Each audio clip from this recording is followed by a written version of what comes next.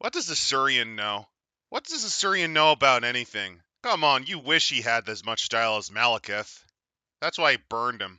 Actually, there's a million reasons you can burn him, but that's just the biggest reason and most important one. Hey there, and welcome to our lore ramblings. The name is Adam. I'm Imsit, and today we're talking about actually recently released book for Warhammer Fantasy's Roleplay 4th edition. It is called Temple of Spite, and it is, I think, the only role-playing book that we've gotten on the Dark Elves. Uh, I think so, because they never really focused on any of the elves, really. I mean, I think, no, I think they might have done things for Athel Lauren. No, I mean, if we look at like the product list for Warhammer Fantasy Roleplay, it's mostly the old world with a smattering of Kislev, the Well, yeah, it's Kislev, Border Borderlands, Princes, Bretonnia. Empire, Yeah. Bretonia. Yeah, it's mostly that area. But with the rise of the old world game and the Total War series, we finally have gotten to start looking into the other parts of the Warhammer world besides Europe. Which is probably to its benefit. I will say that it being 4th edition leads to some mixed opinions, but I will simply say this. At least it's not fucking 3rd edition. What were you thinking, Fantasy Flight? What were you thinking? Actually, no, I should say this is for Fantasy 5th edition. Oh, it's from the 5th edition era? We have now gotten into 5th edition Warhammer Fantasy role playing. That's not good. Usually 5th edition is where things go to die. I can count on one hand, with fingers remaining, the 5th edition books of a series that doesn't suck. But no, we're not on the Atlantis Donut NDR. We're on Nagaroth. Well, technically not. We're on the high seas. Welcome to Temple of Spite, where the Druchii have big, horrifying death fortresses, and the expression on those poor humans' faces, yeah, that they know what's going to happen to them. That is a brilliant interpretation of a black arc. Because, well, for those that don't know, the Black Ark is a ship, but it's technically a part of the land mass that used to be Ulthuan, that is now a mobile fortress. Oh yeah, what happened is, so a little bit of cosmic lore. We'll, we'll So get we yeah, can yeah, get we'll into get to it. We'll we'll, get to it. But there's some cosmic lore behind that. But yeah, they're supposed to include parts of, well, Ulthuan. But yeah, these guys are fucked. They're going to either be enslaved or worse very shortly. as it begins with the fog. Tendrils of pale mist unfurl over the waves, disorienting the senses and shrinking the world to a gray shroud writhing with sorcerous life. Oh yeah, that's another thing Gradu- Dark Eldar, not Dark Eldar, sorry, my brain's Dark Elf. fried. Dark Elves can do. Gradually, an impossible silhouette emerges, a towering prow carved in the snarling visage of a vengeful god. High above, soaring towers cluster against the night sky, vast, silent, and impossibly tall. Few live to tell of such a sight. When the Black Ark comes, its cruel denizens follow to raid, torment, and slaughter. From their inhospitable land of Nagaroth, the Dark Elves regard the world as a predator views its prey.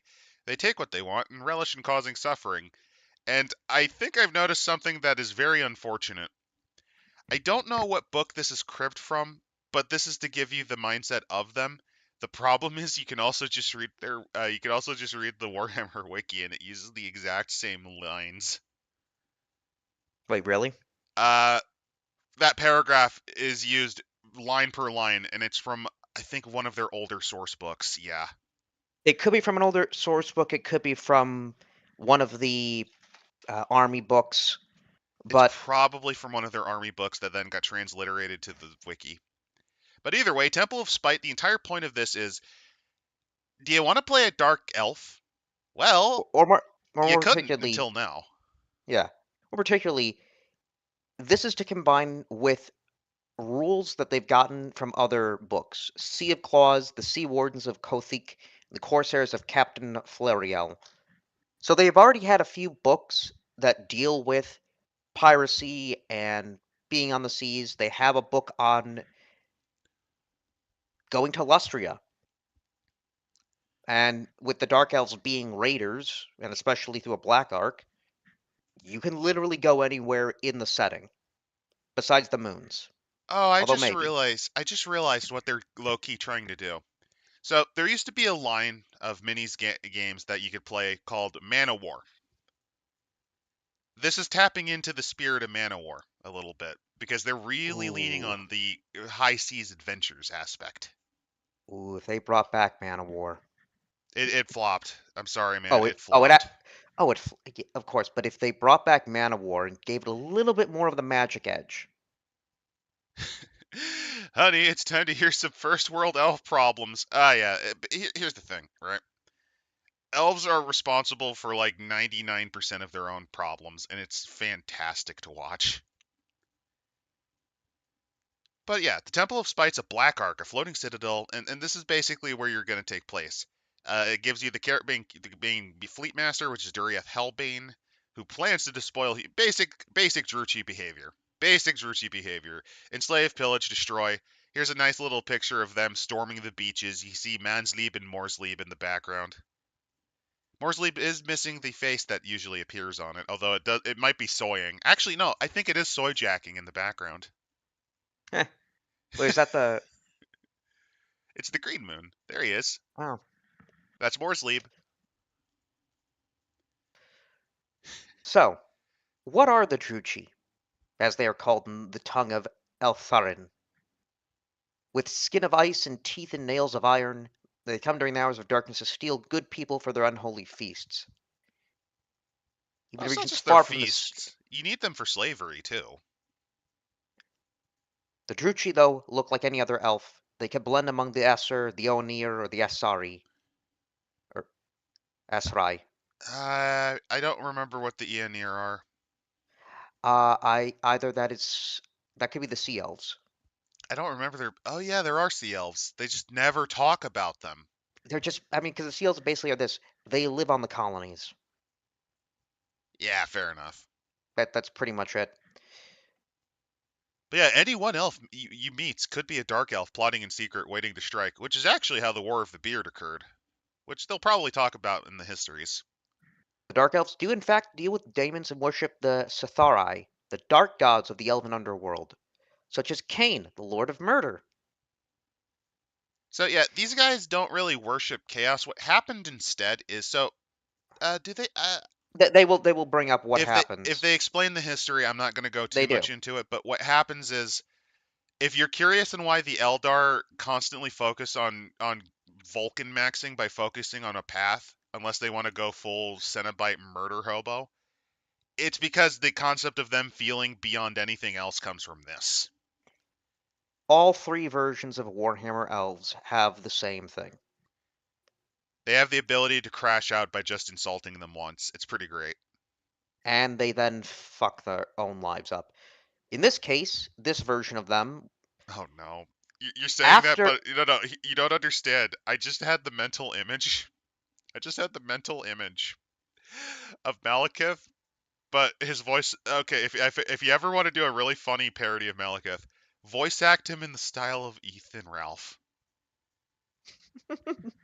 Because think about it, he fucked up a really good situation he had in life and is now in eternal pain in a shack. In a shack. The only difference is he doesn't. Okay, you Tyrion Teclis, you a bitch! Finbar! He at one point just begins drunkenly crying because he burned his flesh off, which includes his downstairs. Can't get out of this armor or I die. This is it for me. I got myself in the freezing cold of Nagaroth. Instead of the blazing heat of Lustria, it's Nagaroth. So, yeah, how do the Druchii see themselves? Ask a Druchii what they are, and, well, they'll probably Well, just torture you, but they yeah, consider themselves children of Ulthuan, and they believe themselves to be the true followers of the original Elven king. the Anarian and the devoted subject of his son, Malarian. Mm-hmm. Malarian. They had We all know who yeah, they Malarian. have. They have apparently with it could be a trademark thing because they did this for Age of Sigmar. They did not do this for Total War, but they seem to be doing this for Old World. Now, Which is is a problem, of course. We pathetic. want Malekith, but it at least it keeps that naming thing. Anarian, Malarian. It does do the Tolkienian thing, which is what they should have done in the first place, but here's my reason on why I think this is a load of hooey. This name change came from the aftermath of them trying legal dumb lawfare to try to get the rights to the name Space Marine. They basically got slapped down because someone pulled out a 1930s sci-fi book that had the term Space Marine in it. Basically, an estate that just kind of squatted on it was like, "What the fuck are you on?" Pulls out this book. In a state that's squatter on it. They basically do nothing with it almost, other than just reprint it. It's Starship Troopers. No, there's a one before that, like 20 years Oh, older, that wow, almost has nothing to do with anything anymore. interesting. But But what happened is after that, they became really gun shy about pulling the trigger, especially since at one point, because remember, during the same time GW was doing financial Harmony Gold style antics, Marvel was yeah, run by Ike well, Perlmutter. You know, the money maxing moron who tried to basically destroy mutants and replace them with inhumans because I don't have the rights to mutants anymore because they belong to Fox. So uh, Malekith is a character in there somewhere, if I remember right. and they can't copyright Norse mythology as much as they would like to. So what I think happened is they did the name change. It's not as pathetic as what they did in Shitmar. I know you like it, but let's be fair, I don't give a rotten shit for the name changes they did for the races there. Yeah. And the other problem though is we don't have Malarian's faction. He's got some shadow elves or something like that. We don't have him yet. We don't have Tyrion's elves yet. Well, it also doesn't It's help been that 10 years, Games Workshop. no, no one plays them. No one Y- plays You've them got except you've women. got Marathi Kane leading an army as the biggest boss bitch ever. Where the hell is her son? Oh, did you know there are people that are actually accusing the old world recently of sipping the Kool-Aid and turning progressive? What? Because they had female Bretonians. Yeah, that's one I of mean, them. yeah, that is a bit of an odd thing. However, you could also see it's hundreds of years later and Bretonia then degrading. They used to have female warriors, but because of their That's not in the lore. nobility and That's not in the lore. You're hallucinating to justify a garbage decision, and you know it. it is very much they are trying to basically be like, well, it's fantasy. You could Well, have. I think that another one they did is I think they're playing around with skin tone bases for like army units when they show them off. So you'll just inexplicably have a Nehekaran or whatever just like among a bunch of Reichlanders. It's like, what the fuck are you I doing mean, here? you could. What's an Arabian doing here? Which you They could have could been do, but like they're being hired on as like members of the Hochland Rifles or whatever, which is like, okay. You could. You could, but the problem is you're turning an area that's supposed to be medieval Europe, which they got into trouble. Which remember, there's controversies over mimicking demographics of a medieval society because it doesn't look like modern day Los Angeles. Whatever. It's painted models. We can Yeah, but it's also a give it to me customer. when they. It's also a customer-based society, and if the customers tell them to piss off and die, guess what happens to the company because of their decisions? Then again, they haven't really been re-releasing new stuff. I mean, most of the new stuff for Warhammer has been either Chaos Warriors or Skeletons or the Chinese. I will simply say that the other reason I don't like Malarian, I'm sorry we got off track, but the big reason I don't really like the name Malarian is Bro becomes a dragon, which really complicates life in the We bedroom haven't between him and gotten his his mother. model yet. We don't know what he is at this point. No, he's a They said dragon. it at the beginning. Yeah, they said that he combined. We haven't gotten an upgrade on what he looks like for 10 years. Um, I'm just having horrible mental image of what Marathi Kane wants to do to him, and it's just awful. Oh, she's gone beyond that. She's a god now. She doesn't give a fuck. But back to Which the also history. fucks with the dynamics and makes it less interesting. I'll be honest, it's just not We an could go. interesting setting. Listen, there's a new Daughters of Cain book coming out. We could go over that later. Never. So the history of the Druchii. So after the big war against Chaos, where the polar gates collapsed, Oh, fun fact, Anarion lore-wise, rallied. lore-wise, Warhammer kept changing when this happened, but It's thankfully, like 5,000 years. no. Originally it was 6,500. Then they said 4,500, and then they said 5,500. But this is one of those things where you could just say, in fairness, the way chaos works, all of those dates are correct at the same time. Yes. So Anarion. So It's not that they're disguised as men. They're very clearly out and proud about their gender as they're riding on things like fucking Pegasi. That's the problem. okay, at this point, because we're not talking about the fucking French LARPers. We're not. We're talking about the We're Druchii. talking about the Druchii. So Chaos invades. Anarion loses his wife. Um, And then he picks up the cursed weapon made by Vol. the Widowmaker, and Kaldor creates the Great Vortex and siphons the magical power of the Realm of Chaos into a storm above Ulthuan. And what they don't talk about is how this wouldn't have solved everything, and it required a fella by the name of Grimnir to go to the gates to cleanse all the demons that spawned. Yeah. So It was his a team effort. Anarion's second wife, Morathi, and their son Malarian contemplated taking the throne after Anarion's death. I mean, yeah, he died as he died as he Rejected, lived. rejected by the Prince of Ulthuan, who favored an elected king, Malarian retreated to the Old World to build an empire. Teamed up with the dwarves, got friendly with them. But years after his return, he crushed unrest in Naggareth before trying to seize the Phoenix throne himself. He then dared to test the flames of Asuryan, and as we know, by staying in the flames for just a little bit less than he should have, he got horribly burned and it turned out could not withstand the flames. He was then retrieved by his mother, You might want to took talk into about the armor. Druchii, but I will tell you, at least one of our chatters wants to continue to prosecute this thing about Bretonia. Wait, I don't remember we specific had a characters. I'm Bretonia not a book. Bretonia We'll guy. we'll talk it there. Um, I will say what Basically, this. I will say during that this this is conflict, fucking it up though. the supporters of Malarian, who believe that he should be king, as well as the pleasure cultists that Marathi was supporting, Well, other cultists Cainite too. Cainite followers, um, joined him and had a huge civil war, and it ended up Marathi, as she does in the future, uh, tried to siphon energy from chaos, take a little bit too much, and it caused backlash and shattered Nagarath.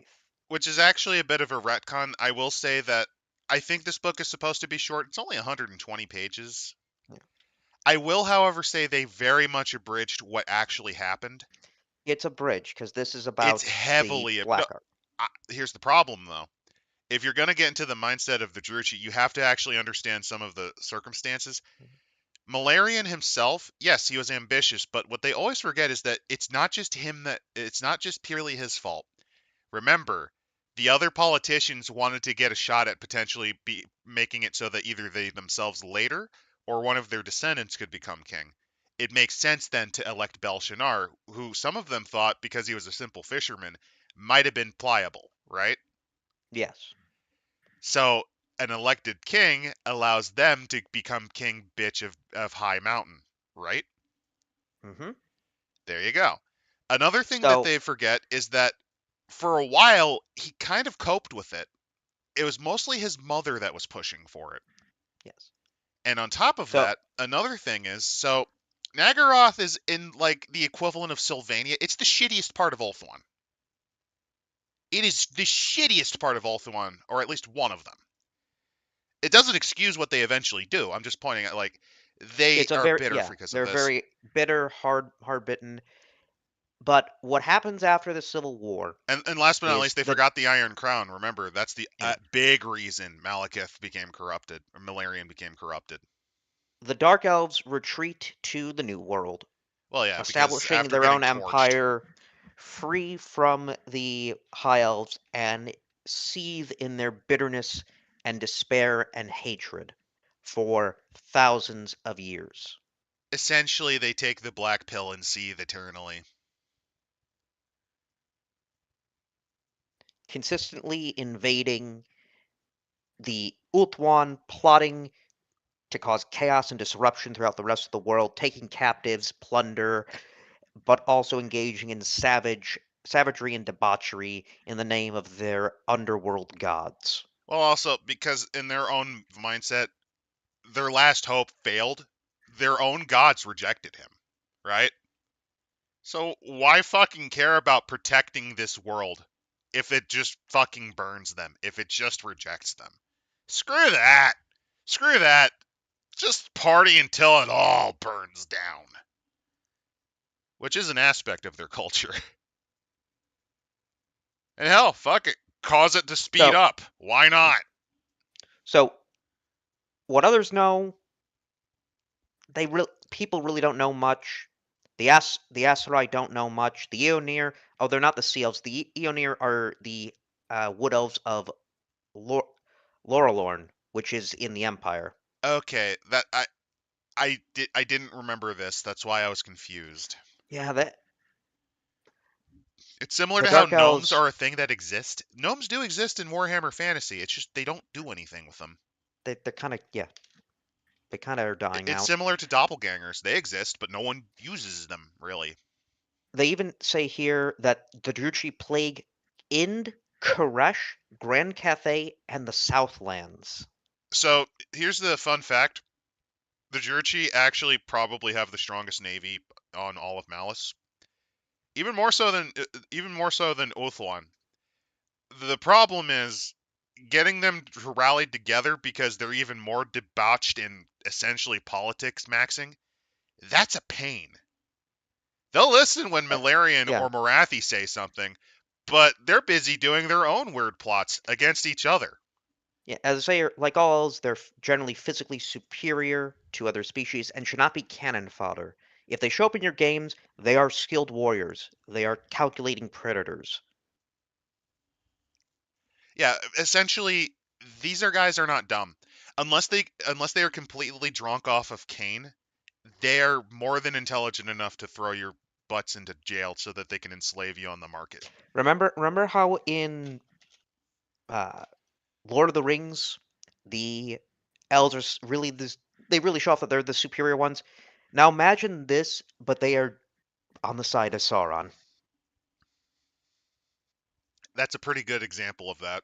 Another example Which that there are a few. There are a few, but now imagine instead of the orcs invading, it's these guys. Yeah, another example I would argue is the best way. This is actually the whole dark elf thing and what the Druchii do, the sundering. This is actually a reference because again, fantasy has this interesting take on taking Tolkien and twisting it. This Malekith or Malarian, I'm going to call him Malekith from this point on. Malekith very much is in the vein of Feanor, and the Druchii are very much in the vein of the Noldor Hmm. because what they did was they made an oath to do something defying the gods and spilled blood on sacred shores. They leave.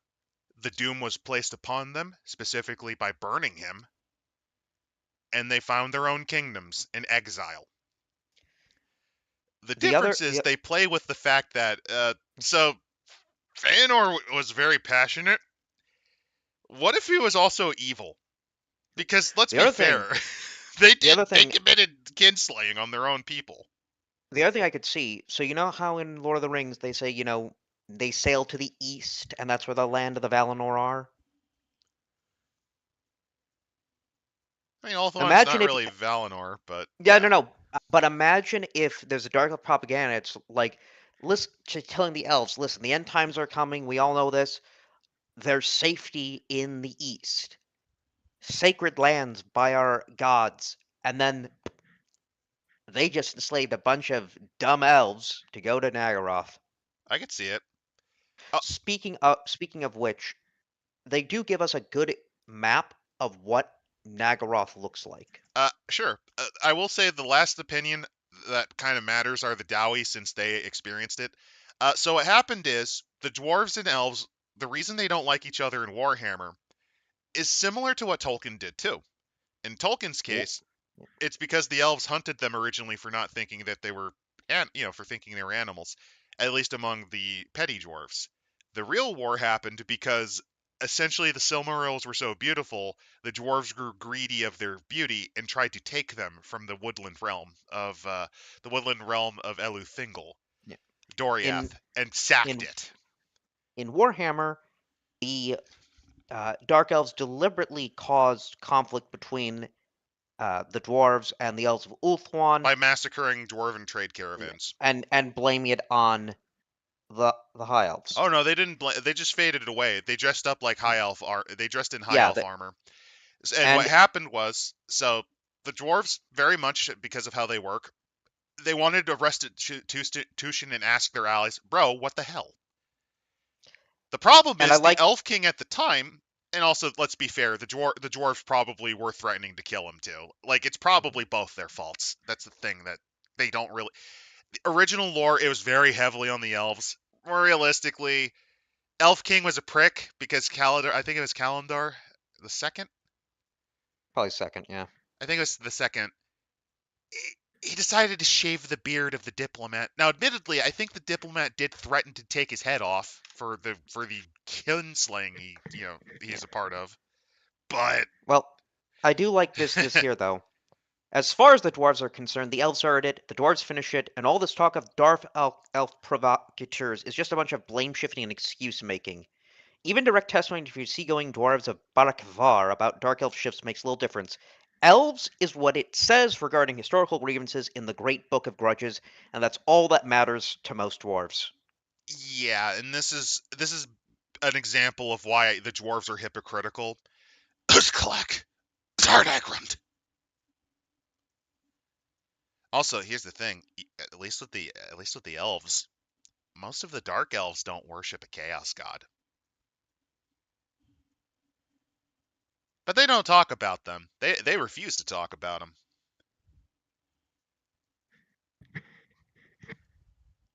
So, look at the map though Oh of god, you're Nagaroth. right, We get Percival. God damn it. Yeah. End times is just Stormbringer, but shit. God damn it. oh, That actually makes me hate it a little more because it's actually more uncreative than I remembered it. But yeah, let me so show off the map of Nagaroth. It's pretty cool. which Nagaron, Grond, Hargarnath, Karankar, Clarkaron, Haggrafe. But there's something interesting. So we know that it's supposed to look like North America, but do you notice where those lands are? That is the Hudson Bay. That is Canada, specifically the English speaking parts of Canada, and the territories. So the English Canadians and the natives, such as the Inuit, are supposed to be dark elves. GW, what did you mean by this? That's a good question. What did you mean by this? Actually, especially remember the Chaos tribes here are the Hung, which are the least developed of the major Chaos tribes. Well, I mean, then, I mean, as you get to where the watchtowers are, that's just and that's just the Arctics. Although they do have Bear Isle, which I guess is Alaska. No, I'm not kidding. The main And then Chaos. and then technically this. Arnheim, the High Elf colony, that's America. Americans are the High Elves. What did they mean by this? No, seriously, what did they mean by this? Another thing I will point out, just because if we're going to do some Tolkien referencing, Grond is the name of the hammer of the underworld, most represented in the movies by the giant siege weapon that they used on Minas Tirith's gates. Naggarond is actually a nod to, oh god, Naglarond. If I remember correctly, Nargothrond, the realm of the Noldor, the underground realm that originally was known as Nulukizdin because it was carved by petty dwarves originally. Hmm. I just wanted to point out there's a little bit of Tolkien references there, and also just in terms of naming conventions, because Hargarneth is like something how the elves would name their Yeah. stuff if they use those letters. So, Wait, when did they steal Val's anvil? Because last I checked, that's in Ulthuan. wait, where? There's Val's anvil. That's supposed to be in Ulthuan. The Dark Elves stole it. Or they have their own. But when we get to finally their society, By the way, here's Malekith, just not looking happy in life. Do you blame him? yeah. So, it is Malarian's iron will. Everything living, dead, or otherwise exists to serve him. Cultivates rivalries at all levels in Naggaroth society. His subjects are too busy plotting against each other to rise against him, which serves to weed out the weak so the strong survives That's to just be copium. strong enough to challenge Ulthuan. Nah, that's just copium. In reality, this is the big reason that the Mhm. Druchii weren't able to do shit against Ulthuan, usually. Religion is the other force that pervades Druchii society. They are all devotees of the Sithari, the gods of the underworld. All Cain, though, is supreme. His temple is in Hargarneth, with their cult's insatiable demand for sacrificial blood driving overseas expeditions. As there is once a year, on Death Night, the Witch Elves may slay in Cain's name anyone who they find on the street or in the homes they force entry to. I'm just now envisioning the Purge. Yeah, it's the Purge. Anyway, here's the many cities of Naggaroth. There's 6 major cities. There's Naggarond, which is the main city, and this is where Malekith usually is. Oh, that's named the Iron Mountains, which Yeah. I just realized that this is the unholy love child of Nargothrond and Angband. Then you have Angband being the main fortress Morgoth used during the war with the elves. Grond, which is where Marathi rules. Karand, where the great fleets uh, merge. Harganeth, home of the witch elves. Hag Grief. Uh, Which is known as the Dark Crag, which is not. yeah, There's also a dwarf hold that's called this too, by the yeah. way. Then there's If you're Clarkarond, wondering, which it's is the called it's yeah, called like Kazakh Drazd. yeah, the shipyard, and Harkladron, which tried to conspire against Malarian and is now devoid of life. And there's also the watchtowers up north. No, here's the more interesting thing. There's not even any undead because remember, the Dark Elves are more than willing to work with Dar, which usually brings back the dead. Even they're not getting back up. Yeah. Just But now just we to go to note, our main area, the Temple of Spite. which is the main source of this book. Also, So, the art of Malekith was badass. Also, I love this art of the Temple of Spite. Look at it. you know, it It, really gives the impression that it is a city. it gives the impression it's a city, more like a floating island that just kind So, of looks like a boat. it is run by No, Fleetmaster here's the other Durit. thing. You like the little boats, like the actual Yeah, man-sized boats that the you see? fleets. Yeah. So we've got the Fleetmaster Durioth Hellbane, scion of the Hellbane dynasty of Clarkarond. And despite his schemes, his uh, grip is weak. There was a failed mutiny in recent years, which has decimated the Dark Elf population, leaving it underpopulated. Which is not good Them, for operating the thing, yeah. and this is making me realize that I think they might. Are you sure they're not writing slash creating a Skaven boat? This feels more like a Skaven boat. No, a Scamboat would always be overpopulated. True, they would have recovered from the mutiny by now. Yes. The Corsair, then they've got their Corsair fleets. Well, because a single ship by itself is just asking to get destroyed. The They then give Virgins us, Druchii yeah, versus the Chat yeah. Skaven. Yes, They then, yes. Why care build such big waste of time when you when can you steal it. when you can still loot it? Bring out the scrap fleet. Kill, maim, murder. Yes, So, yes. going though more specifically into the history of this vessel, it was once a fortress in Nagarath. After the Sundering, it For was, those wondering, the yeah, Sundering, it was a combination of Morathi essentially trying to steal the power of a god. But the other thing it was, and this is why it fucked up, Malekith also was trying to use it as a, if I can't have Ulthuan, no one will! He was legitimately trying to crack the continent and sink it. Not even kidding. That is something he tried to do. They've tried to make it stronger, but it's constantly been on a tipping point. The Darathi seized power in 2187 Imperial Calendar, slaughtering his cousin, Dravia. They've continually launched campaigns. They're trying to seize the Elven against various Elven kingdoms. They're trying basically to now take the High Elf outpost of Tor Elithis. Which, if you're wondering, most of these, so a lot of the High Elf outposts are run by Kothik, which those tend to be where the source of Sea Elves come from. Yep.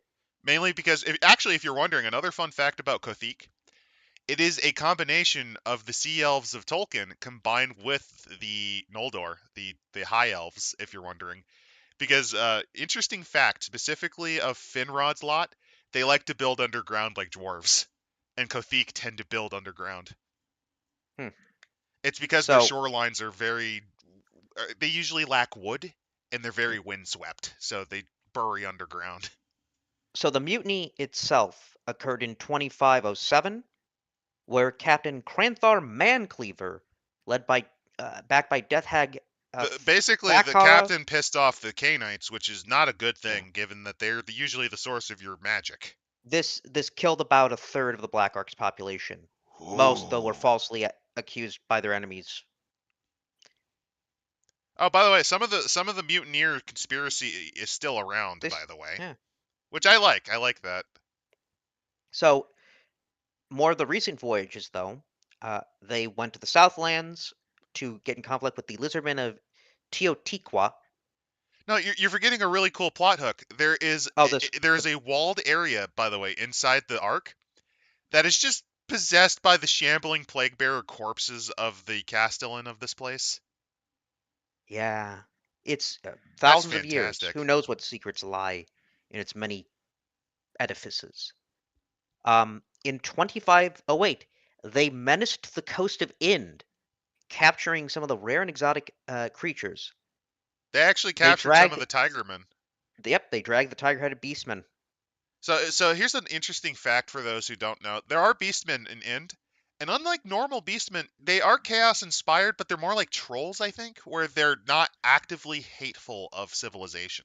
They are getting new units in Total War Warhammer for I really do hope that they play with the fact that while they probably chaos tainted, they're not necessarily on chaos's side. Well, it is going to be for the faction that I believe uses Warpstone, one of the dragons that uses Warpstone a lot. So yeah, okay. So they're evil. Okay, I'm fine with that too. It makes sense. They're beastmen. They might not be evil. They're just chaotic. Well, chaos equals dissolution. So they also passed the coast of Koresh, and Koresh is a cursed place, by the way, for those wondering. Yep. There's not much details about them, but it's pretty with horrible. The Blood Naga, and none of them were heard from again. Yeah. Oh wow, they actually made it to the Gates of Calith. Which, so for those wondering, the Gates of Calith are the only place that is settled by something that is not chaotic in the southern continent. There is an Antarctica equivalent on Malice, where it is literally titled "Here There Be Daemons," because since there was almost there was almost no cultures it's one of the down poles. There. It's one of the poles, and yeah, we know what happened. If the northern pole has so much chaos stuff, what do you think happens in the southern part? Well, that's nothing. Here's some interesting facts about that place. There's a unique strain of beastmen there because here's the thing: there were no humans to fuse into it, so it is half animal, half actual daemon. So they're much stronger than a normal beastman. Perhaps there were alien perhaps there was a group of alien. It is said that chaos dragons came from here originally. Yeah.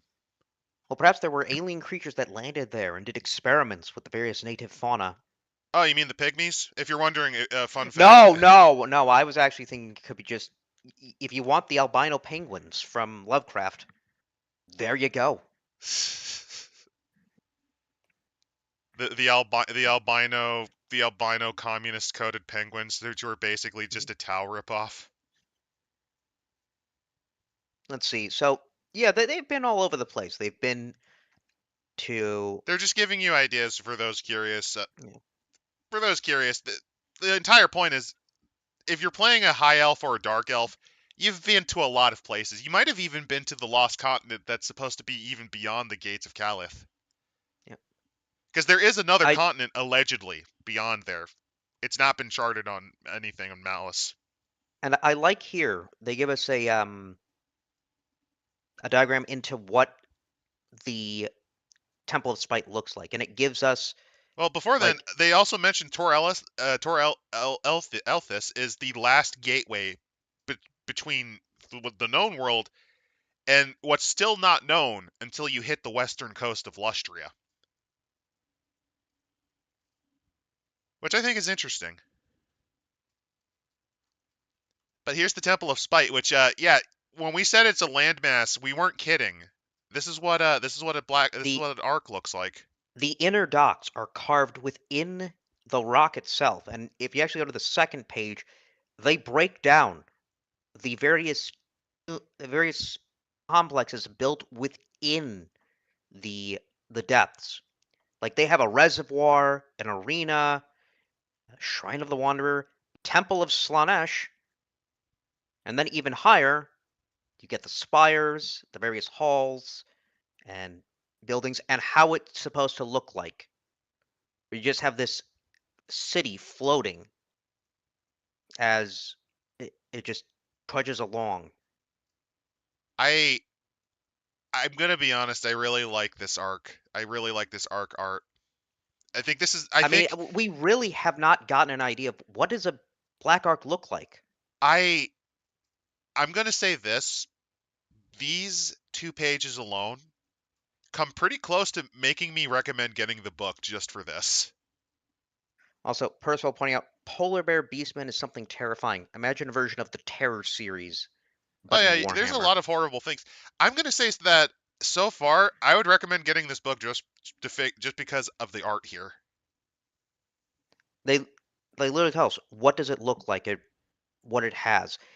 Dark, almost black granite. Uh, Above the Because exposed remember, rocks, this is fragments of Nagaraith, and Nagaraith yep, was the most miserable of the elvish lands. the floating city. Concentrations of dar tend to pool and stagnate, and the architecture stirs up the magic to weave patterns and eddies that keep the Temple of Spite afloat, elevating the effects of the dark yen lui of the inhabitants. A troubling fissure. 11 years ago, a hairline crack appeared in a tunnel between the Fleetmaster's Bastion and Valis Palace. What began as a tiny fracture now oozes brine. Everyone is too Ooh, scared to tell the Black Convocation, for while the damage is clearly troubling, bearers of bad news tend to meet a horrific end. Lady Hawkbane's underlings need someone to discover it and tell the Castellan, who will then tell Hellbane. Whatever happens, they want to make it someone else's responsibility. Yeah, they're fucked. Oh, that's interesting. yeah. I find it interesting they still have a temple dedicated to Mathlan. Oh, you have to have a temple dedicated to Mathlan. Why wouldn't you? No, it's interesting. Well, why wouldn't he's the god of the sea? You're in the ocean. Yeah, but there's another god of the ocean who some consider to be just the other half of him, Who is? Stromfels. Because remember, Manan is considered half of, or is he supposed to be like the whole version of him? I think Dromfels is a human interpretation. Because I always interpreted it because this is a heretical take from any priest of Manan, but Manan is like the more beneficial to neutral aspects of the ocean, while Stromfels is the dark half. Let me see. I'm looking here on Old World Pantheon.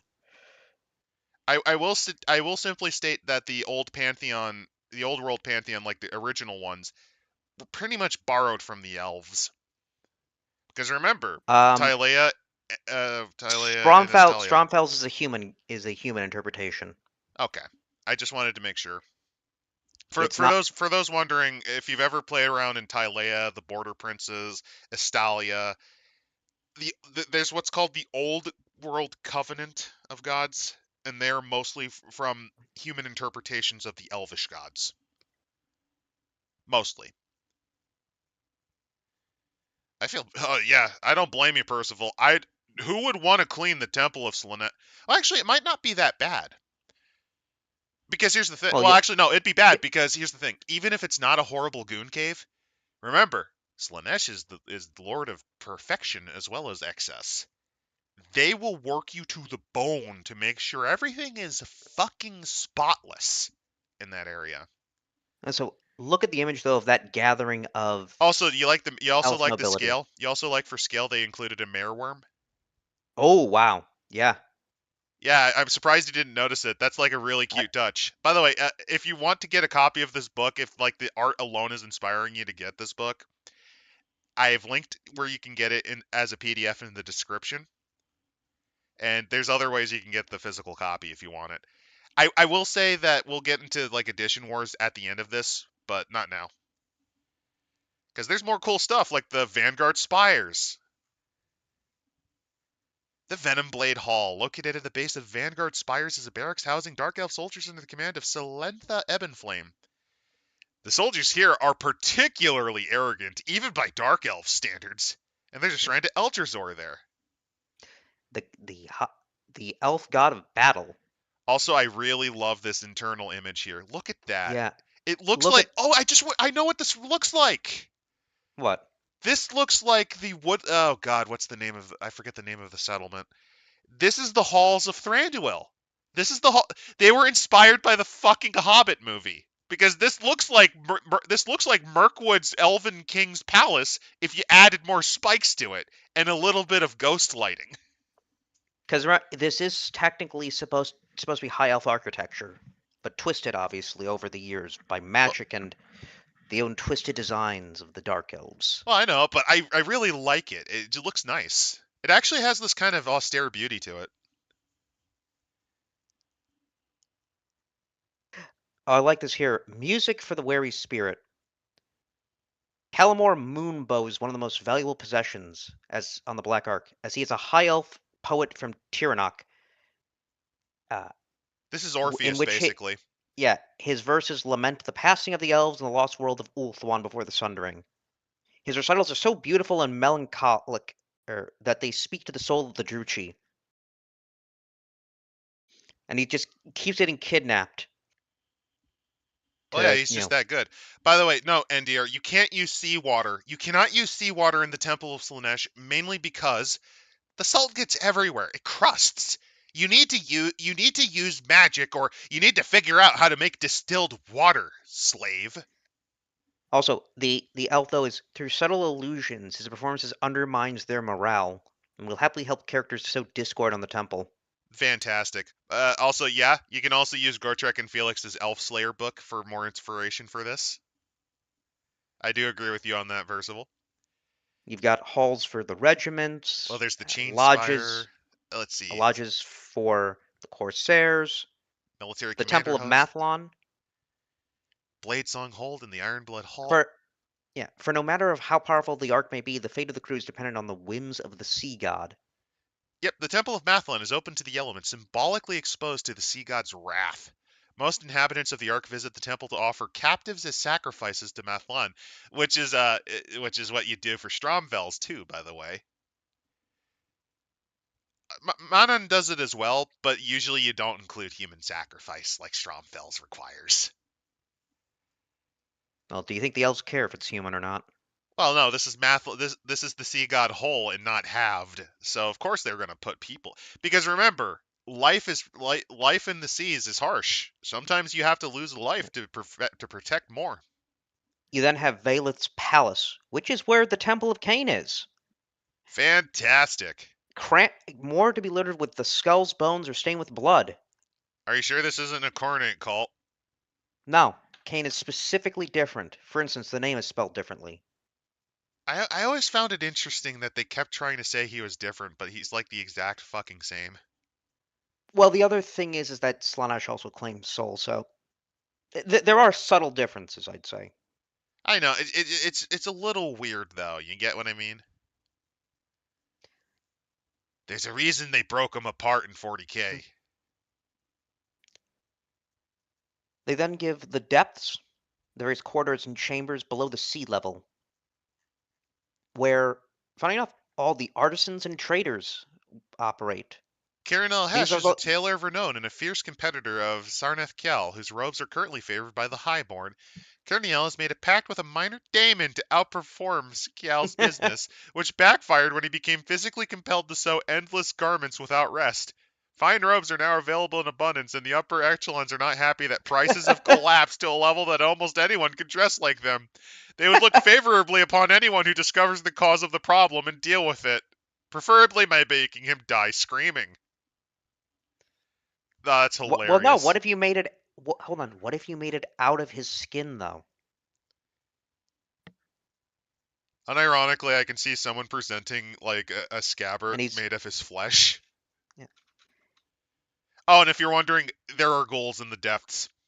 Yeah. So here's a little who'd have thought that in an area that gathers dar and also just breaking the pact by eating the flesh of your own, which if you're wondering, that is like just doing that alone can turn you into a ghoul even without dar. It's just dar accelerates it by a lot. There's the arena, Well, you the need blood. galleys and the You food need blood for the stores. Yep. blood god of the elves. The beast pens. This is where they keep their hydras and other fun, horrifying gribblies. Because that's the other reason that the dark elves are actually kind of Yeah. fun.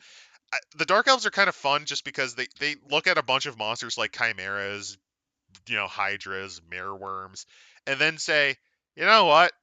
What if we enslaved them and threw them at our enemies? And that is a very fun idea.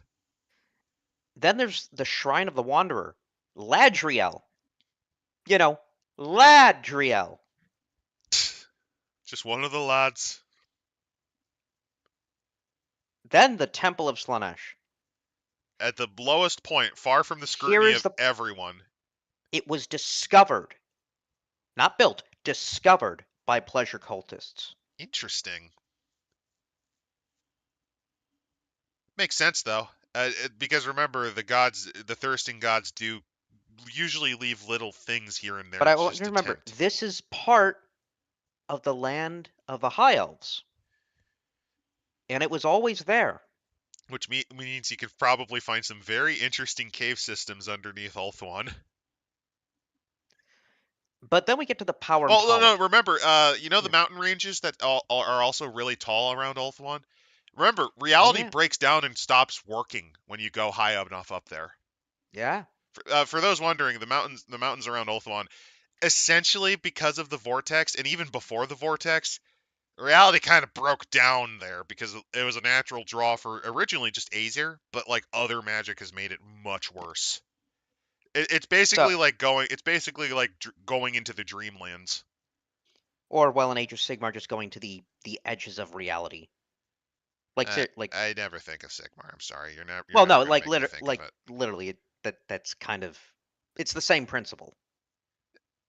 Oh, that actually reminds me. There's a weird, funny hypothesis since we're talking about like the realm of chaos. If you go deep enough into it, there's a hypothesis that eventually you'll run into a big wall.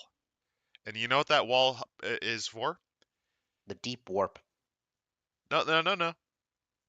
Once you get into the deep warp, once you hit that wall, once you go deep enough, what happens is you potentially run into the wall that separates you from Sigmar, 40K, and Fantasy, depending on and actually technically Blood Bowl as well.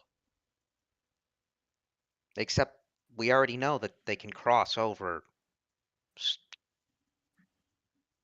It's a They've already. hypothesis based on because in DC and Marvel comics, they basically agreed that there's a wall that separates their realities, that only open Uh, when beings beyond even their gods agree to it.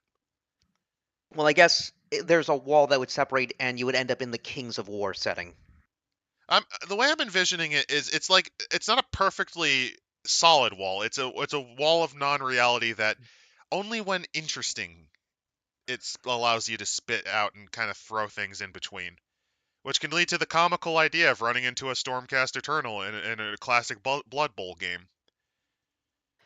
Or a Space Actually, Marine to get dissected by the Skaven, or a Skaven being screamed at by an Inquisitor from from the Ordo Malleus.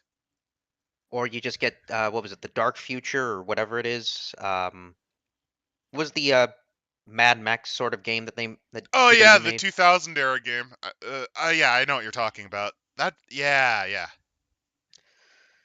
where chaos is Reality an actual becomes merely an force? opinion where the mountains disagree. That is true. Basically, the mountain ranges are that messed up. Yeah. But going to the power and politics, so the Fleet Master is, of course, having to please Malarian, Lord Venel Chillwind while plundering the seas east of Naggaroth, and Lady Drain Brackblood while plundering to the west. But besides those, this is his arc. He can do what the hell he wants to it. His position, though, is protected by the matriarch of the clan, uh, Anthrea Hellblane, who is an ally of Marathi. Interesting. He also then has his councils. The Council of Reavers, which is the council of the Corsair captains to plan the raids and defend the Black Ark from attack. They And they basically must put a bring little up tribute for front. help. Yep, you put a little up front, and basically after that, you can do whatever you want. And then the Black Convocation, which is for the Naggarothi interests, including Force of Cain under Death Hag Thitala, the Supreme Sorceress Zalthea, Master Master Tolark of the Tularak, Warhost, the Nerissa, the Storm Storm Witch, Witch. Yeah, a bunch of the people. Beastmasters, the Castellans, and Lord Myver Silkblood, emissary of Malarian, who, while unpopular, is claimed to conceal an iron writ from Malarian, permitting him to take command of the Temple of Spite should he see fit. Yeah, this guy is essentially a nuclear option. Also, hey, look, more mereworms. Oh, Then, beneath these councils, though, are the highborn, the nobles that are posted there, which they may have lineages from the uh, bastion itself or elsewhere in Naggaroth, and they have their own intrigue and their political reasons. I will also say, nice Rick and Morty reference there, also. Uh, And that is actually an interesting premise from it's it, but it is also fitting since we did talk about the walls of reality. So let's be fair. It is a good reference for that. Dark Elves further down the Ark's hierarchy are much the same. Each carves out their own niche in the Black Ark society and endeavors to protect themselves from others, both physically and politically. Which you get how do they procreate? Like Um, the Dark Eldar have an excuse of they can clone themselves or make vat-born creatures.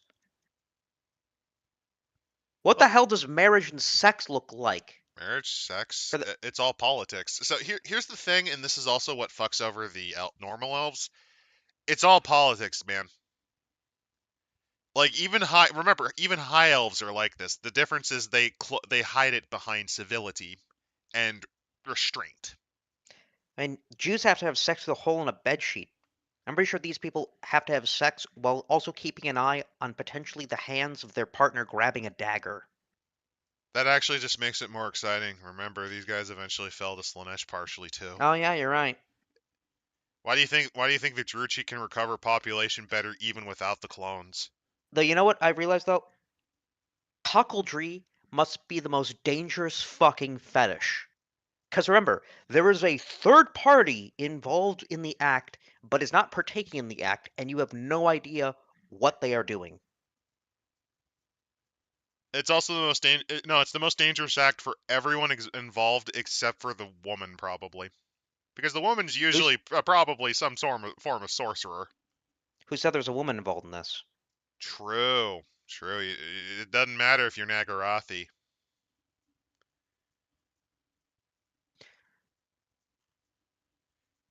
But yeah, there's big I do like here. rivalries While between everything some may because remember, tire, they yeah, operate on Skaven logic a little bit. They're just yeah, more restrained about it. and like some may tire, but this is just the society they live in. But then they give us though the some of the notable reavers, which we can get later. Yeah, they'll talk about them later, including Somehow, yeah, other sorceresses too, by the way, because there are yep. sorceresses, a bunch of them, obviously. Such as Sathari the Bladed. She is a secret Slaaneshi cultist and the occasional bedmate of Darathi Hellbane. So I guess they do have sex. Yeah, they do. Also, keep in mind she is a Slaaneshi. But I will say that several of these characters that they reference for the notable Reavers, you'll see them in other books, like Captain Arheth Flariel is from the Corsairs of Captain Flariel. That's his book. We'll talk about Neandra later because they're involved in that. Yep. But And then basically, yeah. yeah. So we've got the Corsairs, we've got the Sorceress's Coven, who are required so that the Dark Ark can actually move.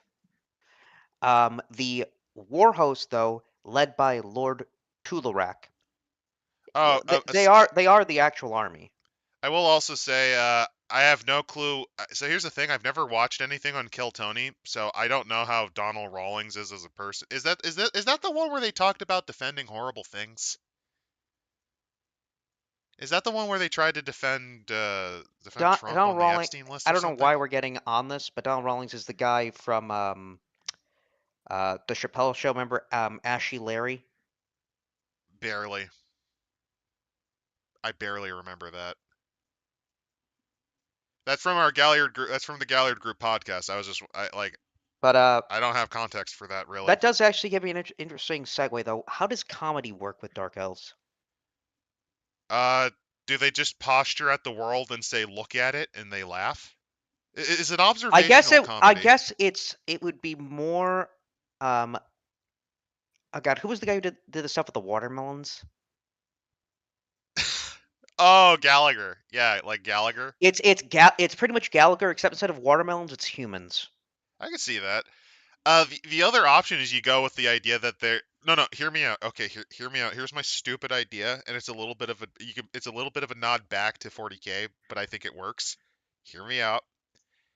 Absurdism. Har- Harlequin. Absurdism, and they dress like Harlequins. They just clown Max. They're mimes. That's actually more disturbing. Well, that way then no one can know who they're mocking. No. Hear me out. Hear me out. Because they're also mimes, some of them should also be able to use their magic to actually assassinate people silently with invisible weapons. Well, that's why they're all men. Remember, there are no male wizards among the elves. They're actually specialists in the mystical arts of Ulgu. Ooh. Remember, But because continuing remember, on, Ulgu is the yeah, subtle wind. with the war hosts here, the army is very limited. Tularek wants to see these victories to become a dreadlord. He also had experience in the northern watchtower of Shagroth on the border of the Chaos Wastes. Ah, here we are. Sorry. The majority of the warriors are spearmen, repeater crossmen, and swordsmen with Elves tended to prefer spears. yeah. Here's a fun, weird fact about Dowie culture. So the elves, because of their way that their society worked, they are much more familiar with swords and spears than dwarves are. Because among the dwarves, their preferred weapons were always based on tools. In fact, here's an interesting fact: the sword was gifted to them by Gazul, Lord of the Dead. Do you want to know why? Why? Because it is a tool that only has one function: death, to drang them, to kill them. Wait a minute. A sword of death? Who mocked are you getting into Warhammer? But that's You've got my rune quest and my Warhammer. I just thought that was an interesting little nod. Like, Next, we'll have dwarves that are entirely based on machines. In fact, have machines as some of their units. Oh no. Osel too. Wow, that was great. What do you call that act? The aristocrats, and then the performer is killed on the spot because all of the nobles assume that it's an insult on their own Yeah. personal lives. So let's see. If Malarian declares explicit support for Hellbane's ambitions, they may get support of the Black Guard of Nagaroth. That's what the they would thing. If you want. play politics correctly, you get pretty far. Especially since you own a black arc, you're basically like You're not like the third highest guy, but you might be able to angle something interesting Yeah. in one of the 5 cities. Uh, the Cainites are fucking fanatics, Well, but yeah. they lack numbers, Well, yeah. which leaves them isolated and prevents them from murdering everybody else on the arc. Except for Murder Day. Yeah. Murder Day is where And they see, just kind of do whatever. then they have the Beastmasters.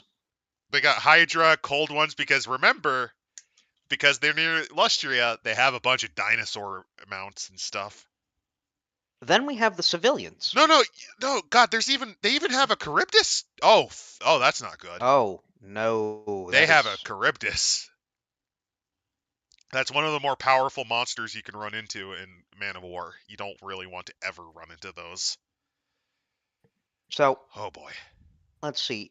Despite the inherent cruelty in Druchii culture, most live in relative comfort, provided they watch their backs and please their masters. Oh yeah, they make a lot of money off of just raiding. Merchants and artisans make a thriving grim economy. Most trade supplies goods and services to the inhabitants of the Ark, though a select few merchants conduct business with those ports willing to entertain Druchii trade. Currency takes in the form of silver coins stamped with the twin moons and the rune of Malarian. Interesting. Most Ark elves are servants of some highborn noble figures. Which, by the way, this is pretty similar to. Here's the elves have the same kind of culture depending on which kingdom you're a part of. So this isn't actually that different than. That's the interesting thing about the Druchii is, for all that they've corrupted, they're still pretty fucking similar to their high elf counterparts. So pretty much, though, the lower class are just the servants of the high elves, Hey, or remember not remember the elite. Kalidor's kingdom, the land of the dragon riders, where they basically turned their entire economy into servicing their dragon mounts. Uh, That's basically kind of what these guys are doing, just to their nobles. so the high and wood elves are prized as valuable trophies, but they just end up frequently tormented. Humans make up the most captives. There are also orcs and beastmen, used in fighting pits or as heavy labor, though they're just unruly, so it makes it difficult to keep them. But then Well, we at get least they weren't into stupid enough to try to make black orcs like the Dowie Zar did. uh, then we have the cult of Slaanesh. Yeah, so here's the Because interesting thing. the So, the elves the because if the elves do their heightened sensation, always have been drawn towards Slaanesh. No matter what the setting is, there is always the temptation of Slaanesh, and they deal with it either through soul gems or preventing temptation by slaughtering other creatures, or with the um, elves and actually actually no, they don't have that temptation Age of Sigmar because Slaanesh is captured. But if he gets out, they're fucked. Um, well, they wanted to get rid of him because Slanesh is one of those gods that you can't really sell to little Jimmy without their except mother. they haven't. They've made an entire fucking army about him. Well, yeah, because do you really want to piss off people who'll buy your minis because you They decided to they squat them? literally have one character who has made a harp out of the um, ligaments of a captive You can say all who of is this, living. but you know why they decided to put the Great Horned Rat above him. Yeah, I don't know why. We'll have to go with the internal decision, considering they have made stuff for Slaanesh. New stuff, good stuff. Well, yeah, because remember, the guy that originally pushed for this is gone, and the other guy was like, okay, let's avoid committing financial self-destruction. But anyway, yeah, Slanesh kind of has a draw to the Eldar, because, not the Eldar, the Elves, the Eldar too, but the Elves too. And the reason is, I have a hypothesis for why. What if I told you that this is Star Trek worming its influence into fantasy?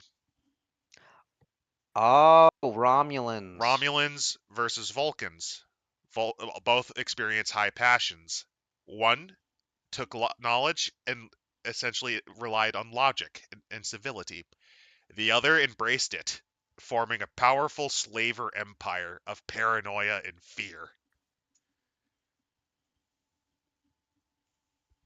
Now, It, I don't think it's a well, ripoff. I think it's just no. inspiration when they were working on this. Because remember, Oh, they also could have be. improved telepathy.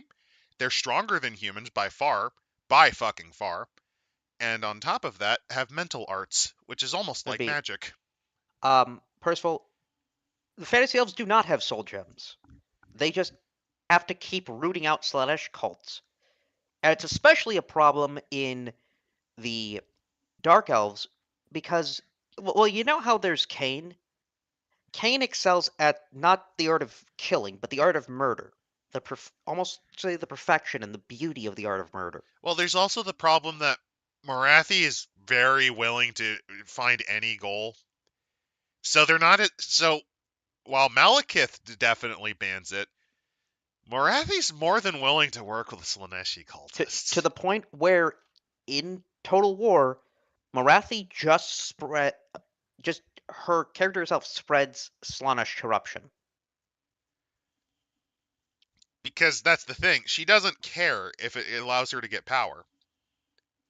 So elves always have to struggle with this. There's a reason why some of the more impressive daemon princes and champions of chaos are actually elves that have fallen to Slaanesh. I want you to say in Age of Sigmar, when Morathi is able to enter into Slaanesh and retrieve the souls of the Phoenix Kings, she just fucking eats them. It's like pottery, it rhymes, but shit. She does not fucking care. And she's the reason why Slaanesh might be breaking out. Also, here's what the Slaanesh cult looks like. I kind of like it. I like it. It it just gives that, like, okay, how does this work for the elf culture? And it is relishing in the sensations. And it says here, this cult, they found the secret temple, which dates back to Nagarite's original pleasure cults. The cave is carved with 6 levels of terracing beneath an altar marked with the god sigil. But behind the altar, a curtained arch leads to the scented throne room of the Anointed, where the sacred figure of the cult holds court. Nazdra, the Tormentor, is an ancient champion of the Dark Prince, her mind scarred irreparably after millennia of servitude to her rapacious god. The most PG-13 Slaanesh cult ever, lol. Not necessarily, Percival. The thing about Slaanesh cults are they can vary in quality. It does I'm not. not. It I'm. does not have to be just ooh the Juan Diaz Daemonettes with the 6 tits What you visible, could do, and here's a really fun one. Have you ever heard of Epicureanism? which is It is a philosophy. It is a philosophy where it is essentially indulgence. It's based on the writer of a guy named Epicurus, who is the person who commissioned one of the first big Roman cookbooks. So what you could do is you could have them be a society of hedonists and gourmands. that is literally a character in Age of Sigmar. Hmm. The guy is actually cursed to keep, like, is never satisfied and has to keep eating new cuisines. Another way you could do it is you could permanently have that so their taste buds only taste crap, only if they have, except if they have the best, which approaches Or the tasting most like newest food. sensation. Yeah. Otherwise, it just Yeah. tastes like ash in the mouth. So let's see. The inner circles. Another one is you could have it be a cult of sword warriors, like sword sages, who That basically, is. yeah. I want you to say that is another group in Age of Sigmar. And the reason they're doing this is because you could do sex, drugs, and rock and roll, but the problem is sex, drugs, and rock and roll prevents little Timmy from buying your plastic crack. Mainly Well, also because it's mommy just. Karen won't let little Timmy get the weird six-titted demon. It's also just kind of just lame. I'm gonna be honest. I mean, you've got sound, combat. 40K literally had a cult that's like Slaanesh cultists that are dedicated to silence. Like, there's so much more you could do with this, and we see it here. So, the Exalted Seekers, in which we actually get the people involved in this, we have 6 of them, and remember, 6 is Slaanesh's sacred number, Mm-hmm. and each Exalted Source Seeker leads the worship of 6 acolytes, which come from all ranks. And another thing I will say that I also really like is they have a sort of masquerade party sort of thing going for them. where they wear domino masks in honor of of the daemonettes. Although, given that the population is not large, most cultists can figure out who their fellows are by voice. Percival, you They, want to see fatty elves? There's like some anime or manga that's doing that, where it's like fantasy creatures are going to Earth to get fat because some weird fetishist got his hands on commissioning a show for it. the I so don't know the name of it, but I saw like clips of this horrible yeah, idea. I think I might inflict the Discord with it later, which yeah. if you want to go to our Discord, that's also in the description.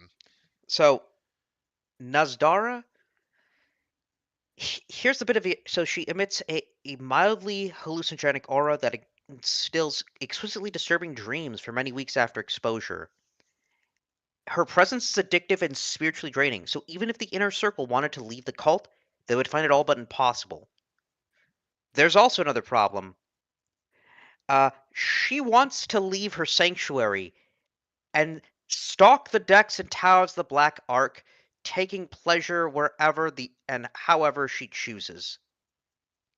The Seekers have to basically tell her no, because it would lead to their exposure, but Nasdra finds the prospect of exploration perversively tantalizing. Because imagine, okay, so remember, their whole thing is new sensations. Imagine being stuck in a cave for thousands of years.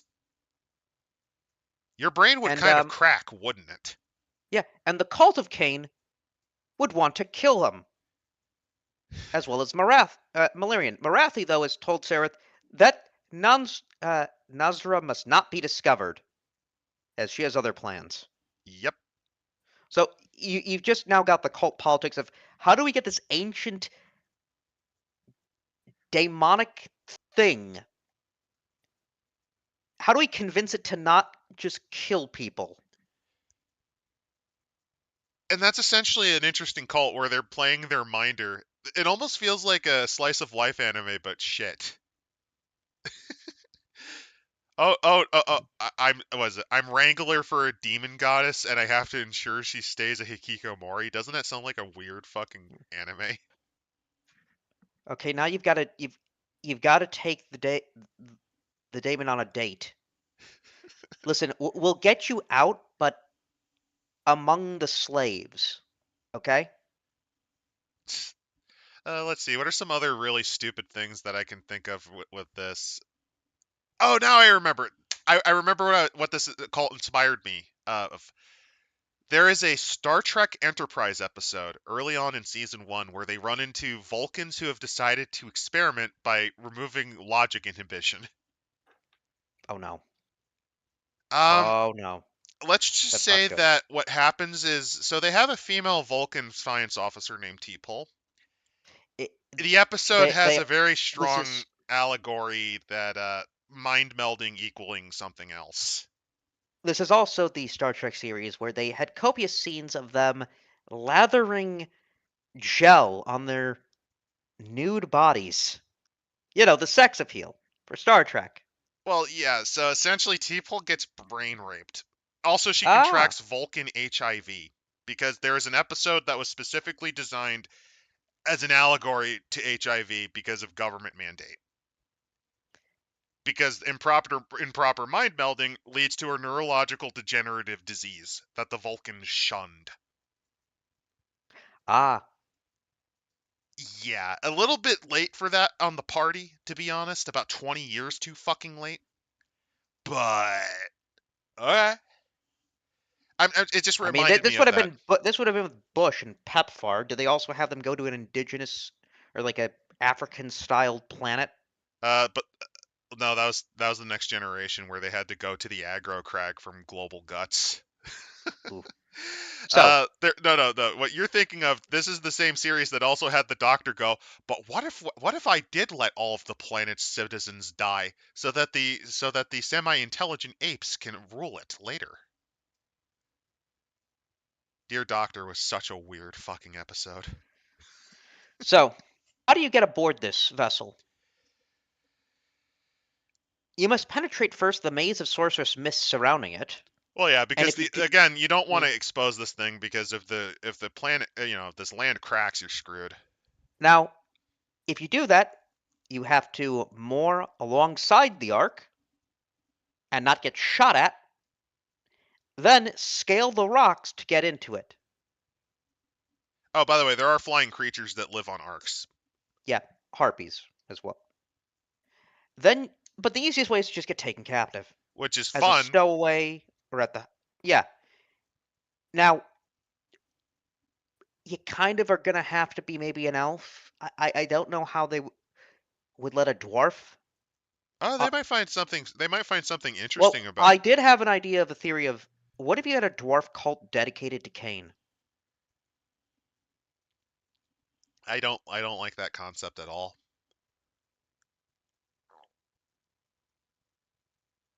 I don't like that concept at all, honestly. No. Like they ended up getting twisted to be like, or like gaslit. Like, hey, you know, Grimnir is actually Cain if you spell it differently. I don't think they'd fall for that because that's Elgy nonsense. These are You'd dark have a better elves. odd of reintroducing you'd have a better odd of having Ratman dwarves because they start worshipping Scavor. That could be interesting as well. So yeah, for those wondering, they added Warhammer Fantasy Roleplay did create a couple of more minor ancestor gods, if I recall, and one of them is so there is a creation myth among the dwarves for why the Skaven exist, and the concept is there is actually a lost ancestor god called Scavor, the Shaper. He was rejected by most dwarves simply because his craft is in the art of living things, flesh crafting, and essentially herding. Oh, that is. He's a shepherd. He's part shepherd, but also part biomancer. Ooh, When that's they an interesting rejected take. him, out of spite, he created his own tribe, the Skaven. That is eerily similar to what Age of Sigmar is doing with the Chaos Dwarves. Somewhat. But they then give us this book though gives us encounters on the temple So with a yeah, guide that where A, B, C, and D, C being where the Canaanites are, have fun. and the chances of these happening, such as captives, sailors, pleasure seekers, beastmasters, actual Canaanites, and then the reactions, which Well, we've you already roll a won over d10. Percival, by the way. We've Yeah, Percival likes this book because he thinks it's a really because it is a great adventure. You get captured by Druchii and are essentially forced to fight as slaves, and you essentially Spartacus uprising. yeah. That's fun. You then have the reactions +2 if an elf is in your party. High Elf specifically. High elf, which range from indifference, find them intriguing, to murderous, in which they will just try to kill the party. Yep, and Which I look here, the higher it is, most of the this is worse it on a is. 9 plus for that. If you're dealing with the Canaanites, 6 plus. Yeah. And talking to a dark elf, they give ways to consider their words. Be condescending, witty, persuasive, threatening, or mercurial, in that they think faster than most species. They tire quickly of topics they considered exhausted and move between subjects on a whim, often to unsettle their conversational partner. Well, Which there's also does that mean that the dark elves have ADHD? yes and no. So the other thing that they're missing is this is something that they don't talk about. I don't blame them, but I think they could have gotten away with adding like another page. The language that they use, Eltharin, both all elves use Eltharin, right? Which is a Hmm. devotation of Enochian, which is the high speech that allows you to use Kaish. Eltharin is interesting in that it is a language, unlike the Dwarven language, Khazalid, it is a language of metaphor, meaning, and double talk. Not even kidding. Words can mean the same, but the context you use them in changes what they mean. It is the language of double talk. So if you're dealing with an elf, try to put as many entendres as you can. Not in a sexual way, just in a implication way when you're talking as them. Just to make your players absolutely paranoid. Because you don't know when if coming to dinner means they're going to interestingly learn about your petty barbarian society, or if they're just going to eat you. Or if they're a Slanesh cultist and they're doing something to the dinner. That's the entire, like, that's the thing. Like, you should never know what the hell they're actually talking about, at least not fully. Yeah. And if you think you do, don't feel afraid of just immediately 180ing it. Like, because this is a really good example of this is if you do care about Star Trek, Romulans are very much like this, where they're the type of people that can clap you on the back, laugh, and then in the next minute something gets them mad and they break your neck, So even though they you've do been give friends with them for years. So they do give here the daily life. Captives tend to do the hardest work, which means all Dark Elves can have some private pastimes. Though when the Highborn require services, the Lowborn, the Loreborn do it automatically. Well, it's either that or get flesh warped into something horrible, or die. And let's see, events. They do give other encounters, The in peasants which, are revolting. yeah, 5% chance of a revolt. Leaks are sprung. Oh, fantastic. You just walk through an area and you get douched with Dar. Have fun. Yeah. Uh, you encounter a group of Druchii tormenting a captive and are invited to join. If you decline, though, you might offend them.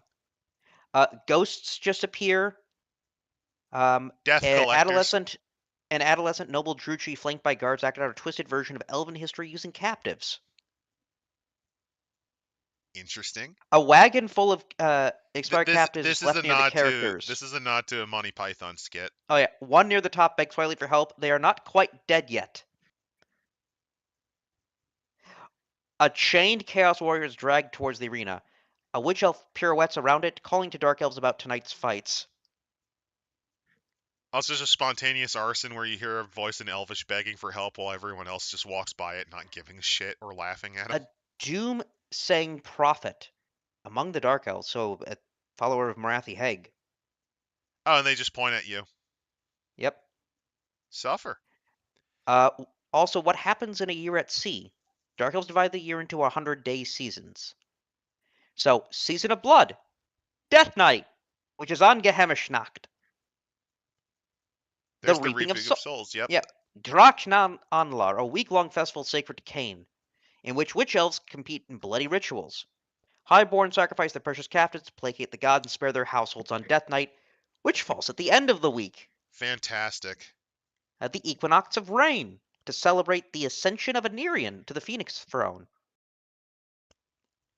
Which I like that they keep that tradition. Yep. The season of despair, Hanelkar, the bearing of change at the start of winter. All on the Ark must swear loyalty to the Fleetmaster Tuan Hain, the time of spirits. Sacred to Aerith Kyle. Spirits are permitted to leave Mirai for a single night to haunt their family and acquaintances, that's some Celtic shit. That's Is this? literally No, I thought this would Samhain. be like. I thought this would be like Mexican Day of the Dead, but in reverse. No, this remember they don't think of that. This is based on Samhain. Oh yeah, that would be yeah. Then the season of decadence, the feast of reprieve, a celebration at the beginning of spring, where the vanguard spires and the fleet masters bastion ring with cruel laughter and revelry. Hellbane holds a masked ball where the most exalted don demonic or absurd masks. I know what this is. Okay, I know what this is What if? reminding But me what if of. one of them is not wearing a mask? That's an adventure hook, but you're also forgetting. I remember what I was thinking of when I thought of the masquerade party. Have you ever read The Shining? Yes.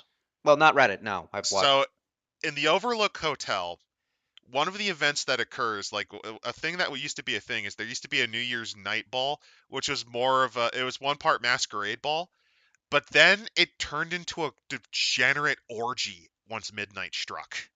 Oh, that would make yeah. And one of the regulars was a dude who basically swung around with other fellas. If Oh, you is that where the bear costume comes That's from? supposed to actually be a dog costume. By the way, he has a collar on, Ugh. denoting himself as the guy's pet. Well, then you have here, then the time of Manon. 3 days leading to the spring equinox, a time of debauchery dedicated to Atharti. Atharti being the goddess of pleasure, seduction, and indulgence, Basically, which is not Slanesh. the polite way of allowing Slanesh worship. Oh, no, she's not Slanesh. Because she's a she. And Slaanesh is usually male. It's the Dark Prince. How do you have a Dark Prince that's a goddess? Doesn't make sense. Day of Claws, the holy day for Anathrema at the height of the season. Beastmasters lead the Arcus Highborn to hunt captives released onto an island or oh yeah, it's like the greatest game. Yeah. And then, Nice references for literary works, at least. let's see, Is this an adventure taking on a hook? black arc, perhaps It's a setting as, rather than a ship, so yeah, yeah. perhaps as like what the raids are, and if you're defending against them. And if you get Um, captured, here's how that works.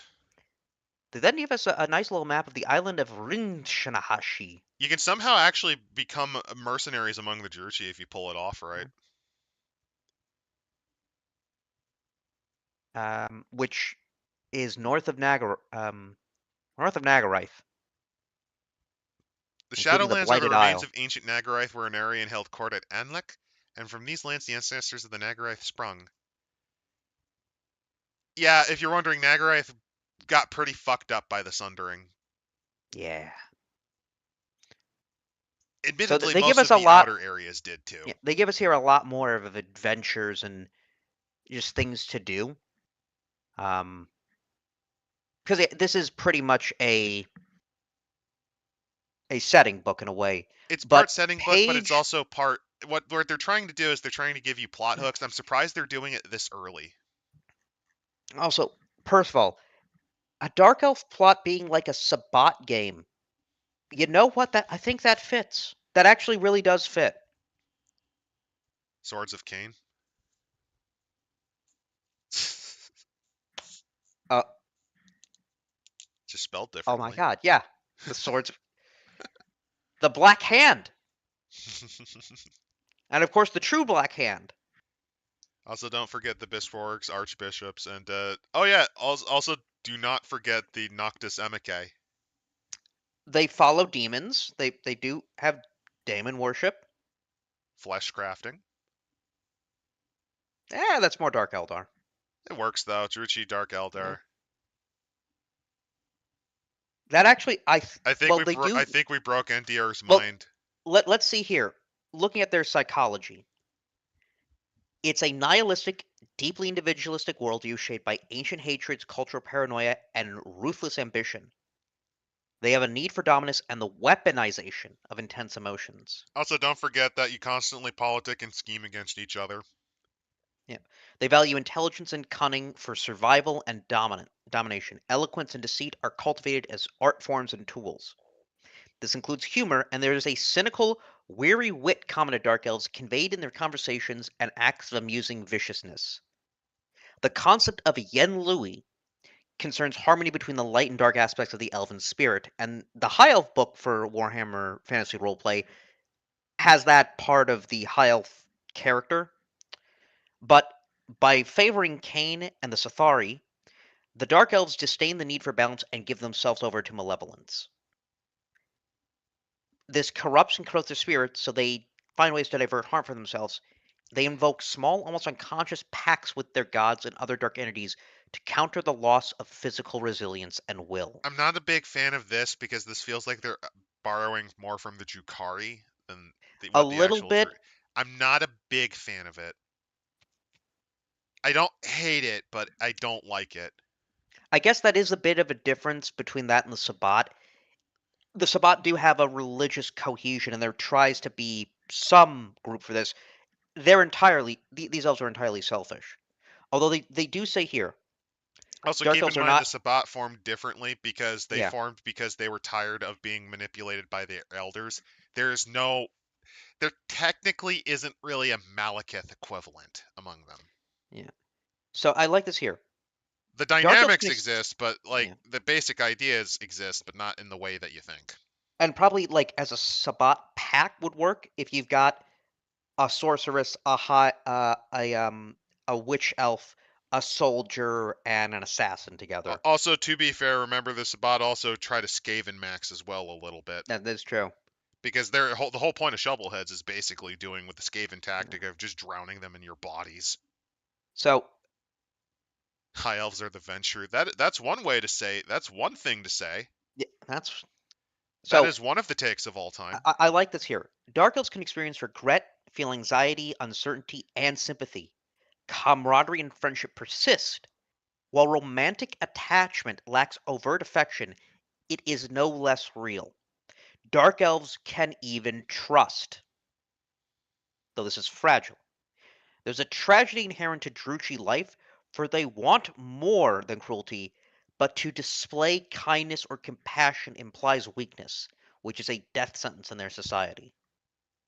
Remember, one of the big reasons they backed Malekith, most of these people came from the worst lands of Ulthuan.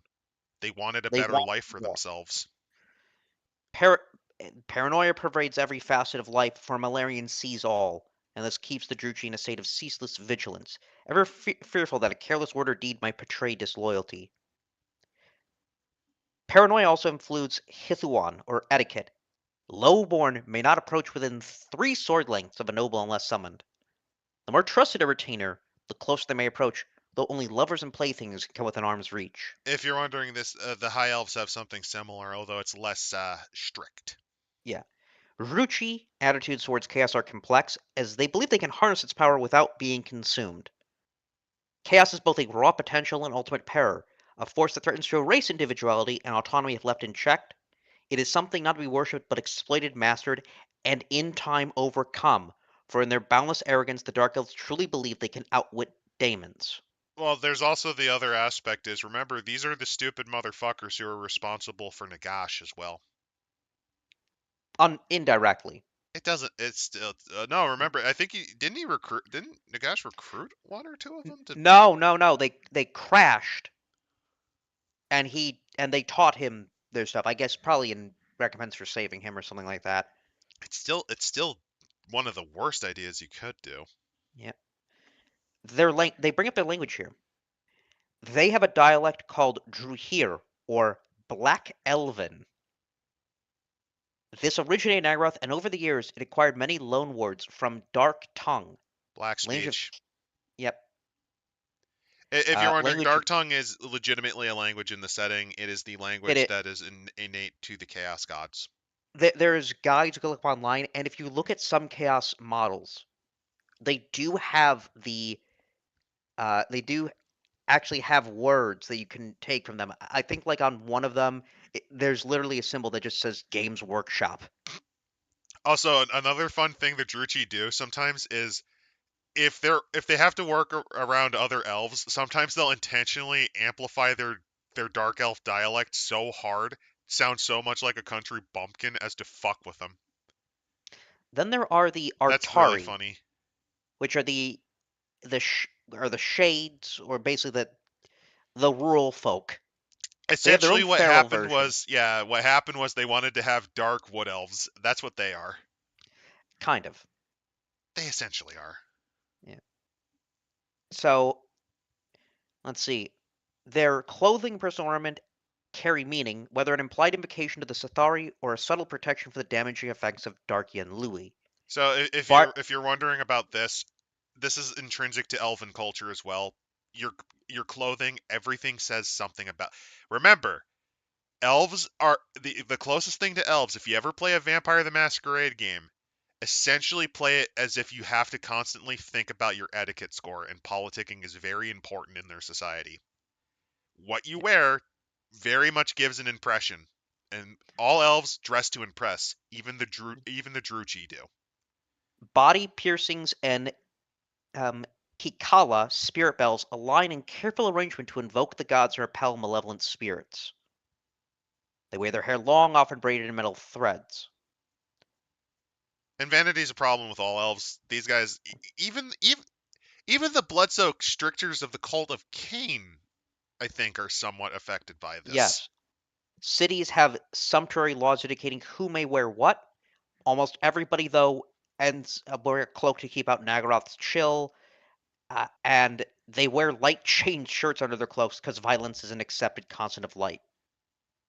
I bet they wish they had the ability to evolve a bone around the back of their necks like the hobgoblins have.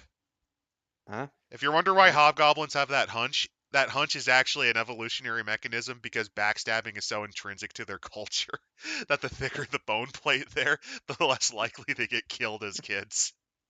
Oh, Because even as youngsters, they'll try to kill each other to get more food or resources. well, of course. Now, they do give us here profiles that we can use for NPCs, but I think you can completely, one, transfer this to second edition if you play it. Mostly translate. Uh, So for those but wondering, this also for is. characters. I'm just gonna say this is mostly for fourth edition. In order, first edition is the most unbalanced. There are grognards that claim that there's a bit of a charm to it, but I personally don't like its character creation system. I'm much more of a second edition fan because what second edition allowed beyond first is it still had all of the careers and all of the paths and stuff, but it allowed you to sacrifice experience because it had a mechanism for this where you would sacrifice experience just to pick how your path progressed rather Right. than just at the whims of the dice. So you didn't have to roll and go, well, shit, I'm a peasant. I didn't really want to play a peasant. Although you could just say, fuck that, and just homebrew. Third edition sucked. It had gimmick dice, it had cards, and it had like it had like 3 horrible gimmicks. There was the specialized dice rather than the percentile, so it changed the mechanics. It had cards, which you needed to play the game, and it had tokens. I have no idea what the fuck Fantasy Flight was thinking about that. I don't. Yeah. There's What a were reason they? it didn't Because sell. they wrote Dark Heresies 1 and 2. What were they thinking? They maybe wanted to make it different. I don't know. I don't know, but it's horrible. Fourth edition is a walkback from that, and I think this is fifth. This is fifth. The problems with that, they're much better, but it's written from the point of view of like a more modern game, so it lacks nuance. And one of the things that really suffered from fourth edition is they threw out most of the careers. Fifth. Maybe they changed that with I don't fifth. know I don't about know. fifth, But but fourth is fine. I will say this: you could if you happily know, play a if game. you know, if you know, even first, I'd say first, second, fourth, or fifth, you can read this. Or if you know Warhammer, you could read this and Yeah, you'll if you know understand it. Warhammer, because it uses the stats. I will simply state that Weapon. fourth Yeah, edition. I will say fourth edition is inferior to second, but if you want to play it, there is nothing wrong with it. I think it's a worse version of the game you got, but you can use it if you want to play second, and if you like playing fourth, think about it like this: you can now play a Druchii. You probably couldn't yes. do that unless you homebrewed it Uh, before then. They literally give us then templates for their armor, origins, if you're a highborn, regular elf, city lowborn, or wilderness lowborn.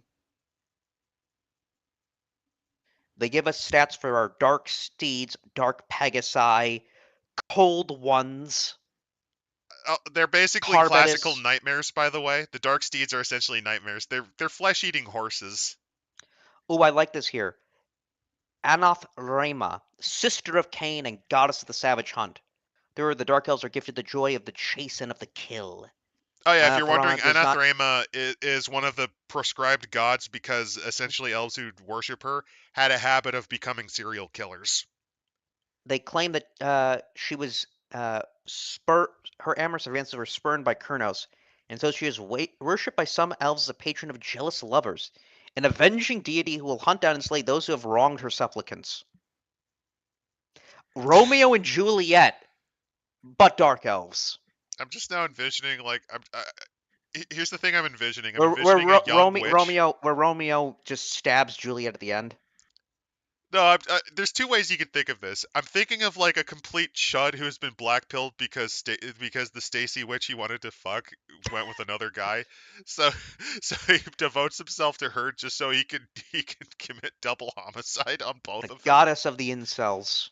But then there's the other alternative where what happens is you have a young witch who tried out being a cuck queen, the most dangerous pleasure of all, and it went horribly wrong. So she has a crash up because she's such a bad lover that her boyfriend became gay. So so she prays to A Athrema. dark, like literally so bad that a dark elf, again, who seeks pleasure, for swears off the other sex permanently. Will never seek any pleasure from elf pussy. I'm just because I mean, how would you That feel bad. if like imagine having the psychological damage to you. Your pussy was that bad.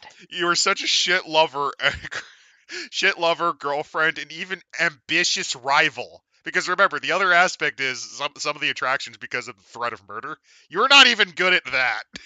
So, You may have to join this cult just to save your ass.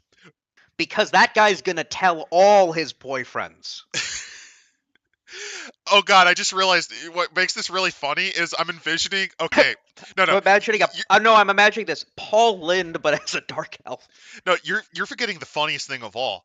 Okay, this is the goddess of incels and the spurned lovers. Think about it like this. This is similar in some ways to the Slayer cult, where their shame is so great. I'm just now envisioning these elves like shaving their hair in a mohawk and spike, not orange. They don't spike it orange. They look like glam rockers. They put like fucking tattoos. Like they go full ugly goth girl crash out. Fuck it, we gotta make this.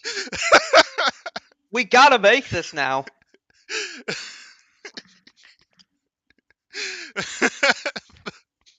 We're blade maxing. No. The best part is, unlike Slayers, where they seek death, they seek the death of those who spurned them. They swear this oath upon her, shave, do the tattoos and stuff, and then alternatively, oh god, I'm just envisioning like some weird Slayer. I'm envisioning like a really fucked up version of Gotrek and Felix, where you have like this fucking Skaven slave getting dragged around by this incel witch. Trying to kill her. Don't worry. No worry, Master Woman. I think your pussy good. It just says this out loud though in public, and it's like, you fuck that thing. Nice. No, yeah, the local Slanesh cultist that they're lodged with just like gives a fucking thumbs up. They give a thumbs up. You know, I'm surprised it lives. They usually die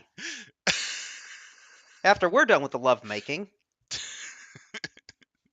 I'm just envisioning like the pure power of Legbeard rage. She kicks down a door, screaming, "Even death won't save you, bitch!" Because the pure energy of elven femseldom. Not even becoming a Daemon Fritz will stop me from killing you for making me look bad. See, it's unlike a Slayer where they just seek to find death. They seek the death of the target that has shamed them. It's kind of like a grudge, but not really. By the way, Hydras, these things are nasty. Yep, we got the Hydras, Manticores, and Harpies. Yeah, Harpies are an interesting creature. They're an interesting variant of beast creature. They are not native to Nagaroth. They come from the Mountains of Morn, and they somehow landed in Karan Kar. Some state they are souls of slain witch elves given physical form, while others state they are manifestations of the bloody-handed god himself. I always interpreted Harpies as being essentially a variant of Beastman. Yeah. I always interpreted it. I mean, you could also argue that they're like dragon ogres, and they might just have been a primordial I thought originally they were just a kind of dark elf, but no, they're just. Then again, they are in the Beastmen army in. I don't know if it was in the Warhammer Fantasy, but I know they were in Total War. I mean, if you wanted to make them just dark elf witches that essentially have mutated into chaos, sure. Then we have the Helldrakes. Sinuous sea serpents with dragon-like heads and a maw lined with spine-like teeth.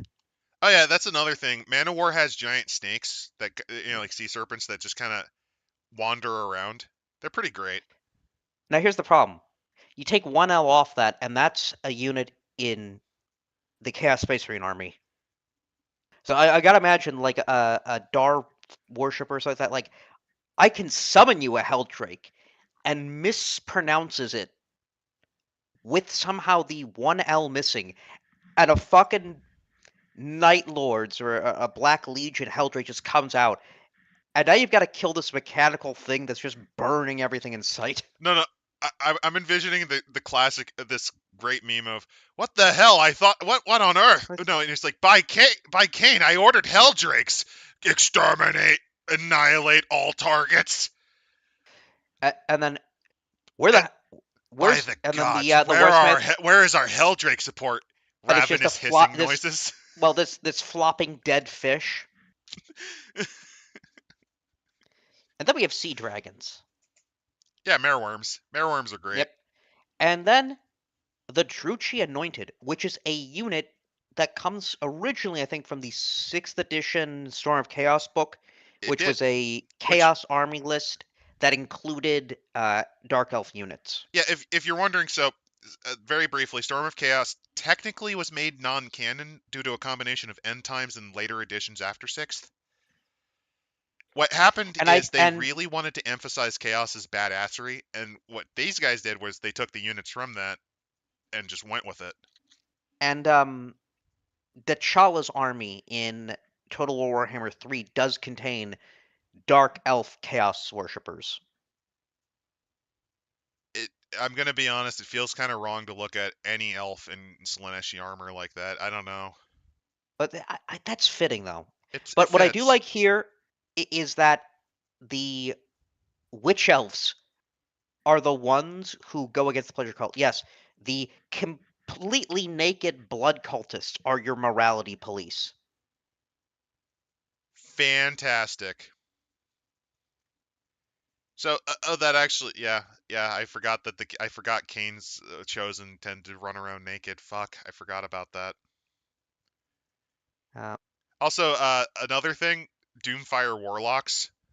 oh yeah, which came from 8th edition, where it's like this is what happens to uh, the male sorcerers in the Dark Elves, in which they suffer from Malarian's curse of hollowness, as there's the prophecy of demise, where the Dread King fears male sorcerers. As the grip of his curse tightens, prints of his unholy fire creep across a warlock's skin. So they're forced to go out and murder people to stave off their Essentially, degradation. what Malekith is doing, because he essentially should have died when he was torched to death. The armor is mostly keeping him alive, but he's also essentially pulling an emperor and feasting on male sorcerers to A, make sure no one can replace him, and B, to stave off death so that Slaanesh can't claim his ass. The thankless child. The supreme sorceress Calthrea believes in keeping her family close, especially her father, as she discovered his skill at magic when she was a child and cheerfully portrayed him to Malarian. Now he resides chained in her chambers, cursed to live as a Doomfire warlock and endure his daughter's mockery. What a loving daughter. I love the fact that you can actually unchain him so he can kill her. Yeah. Then we have Other templates. templates, basically these are the equivalent of careers. Like if you're playing a Yeah. Druchii, here's what you stack on. Oh, they give us a Bloodshade, the leader of an Atari clan. Oh, they do? Scout. Yeah. Assassins. Oh, nice. Sorcerers. Like, here's the other issue, though. I find it hard if you were to play as them to rank up because they're just like if you can't really. I'd say start as a sorceress. I mean, maybe. So here's the thing. In fourth edition, you basically picked this and you just improved your stats overall, from what I Yeah. understand. Um, I will say that originally what would happen is you would have what are called starting classes, and then you could enter into things via branching. Like you wouldn't just start as a sorcerer; you would start as like a sorceress. You would start as like an apprentice or something, and then like scale up. And they give a reference here to Hecatari, the goddess of conjuration dark magic. She sees all winds of magic and has 6 arms to carry her sacred accoutrements: a serpent-headed staff, a beating heart, a scorpion, a broken arrow, a serrated dagger, and a phial of orphan's tears. Wow, I I just see 3 references to Slaanesh there. Oh, that's nothing. I like the part where she has the second half being Atherti, the goddess of pleasure. It's almost like they took the concept of there's Nako and Zufasin, right? Yeah. Do you want to know? For those who are curious, those gods only exist because Games Workshop fucked up on the rights to keep Malal. They No, no, lost no. to them. No, this Wait. is why. No. This is why. This is why they used them in the Kislev campaign. Oh. They were mostly created for that because they lost the rights to Malal. It was originally supposed to be a Malal story. Uh, Essentially, Malal / Malice getting his hands on a law goddess, or potentially, to try to essentially do his job as the chaos that destroys chaos. oh, and funny enough, Zuvasan was referenced recently in the Sea Wardens of Kothoke. Well, yeah, they actually have the rights to him still. And Nichoho. Nichoho's not been referenced recently. He was in Age of Sigmar, though. But yeah, Hecate and her other sister. This really feels like Malekith's attempt to allow the Druchii to use Slaanesh Well, without getting in trouble. except she would have always been like she wasn't created. No, they always existed. I know, but it feels like a mask for propriety's sake, or something Morathi cooked up. Could be. It feels similar to, because remember, humans split up Manthan into Manan and Stromfels. It feels like Mm. that. It feels like this is an elf's interpretation to try to get the benefit. Because remember, the whole thing about dark elves is they're hubristic assholes who want to cheat the gods, right? What's a Mm-hmm. better way to cheat the gods? By giving them different faces. Oh wait, that doesn't work with the chaos gods, but they're arrogant. I can see them being dumb enough to fall for that. Also, here's hags. So if you want to be a hag, you can get gifts of Cain, which is fantastic.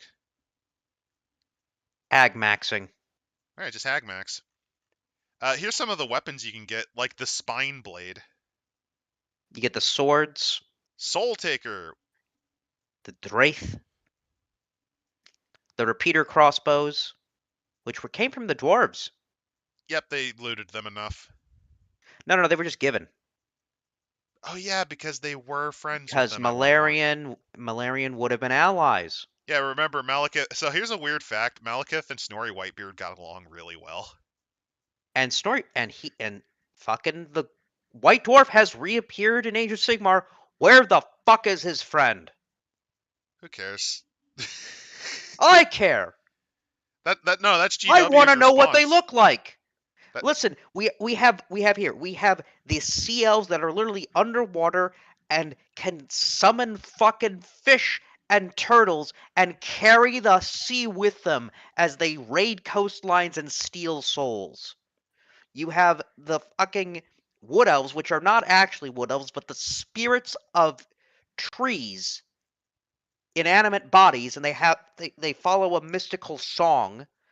You've got the witch elves who are being duped into it's basically an entirely radical feminist matriarchy run by Marathi, who is faking to being Cain. And then you have Tyrion Teclis, which is basically Avatar: The Last Airbender crossed with the High Elves. Yeah, but the problem is this is Planescape basically, and I don't care. Where the fuck is the Shadow Elves? Uh, fuck you. We didn't think of it. They did. They have models. They had models. But now So, they're in the Daughters of Cain army along with the rest of the original Dark Elf stuff. Where the Suffa? fuck? Where the Just Suffa? fuck is Malarian? The Skaven are running amok. Where the fuck are you? Oh, I know where Malarian is. He's busy doing the same thing as the Talarn models are, not existing. Womp, womp, womp. He's in the Oglu in the Shadow Realm. Where the fuck are you though? Actually, I know where Malarian is. He's currently a VTuber. He calls himself Singed Legume. Oh, He might be shacking in at a basement apartment in Canada. do not disdain the Dark Elves by referring to him as the thing formerly known as iDubbbz. Well, no, think about it. He came really close. He got burned by the sun. He's in a toxic relationship with a woman, and he's a dragon now. He's shivering in the cold. What is Yeah, that? What is that but not Malekith's story told from a far lesser perspective? Do you hate that I actually have points, even though they're not right at all? I think I broke him, guys. I'm trying to see if there's been any recent reference. I think Well, he. no, actually, the most recent reference is Morathi warning the elven gods about Slaanesha's eventual escape, and Malerian basically openly disrespecting her. Like the son he should be, calling out the bitch that is his mother. Well, yeah, she ruined his life. Well, he ruined his life, but he's putting it on her. Yeah, no, actually, eventually Malerian would find a glade filled with shadow demons and his mother Morathi at the center. This reunion was hostile, full of recriminations and anger. They literally hate each other. Well, Evil of yeah. Ogle, Well, at least his adherents are the Shadowblade cult. Don't worry. Don't worry. They're gonna eventually remember that they need to give him a model. They're going to, and it's gonna be an interesting one.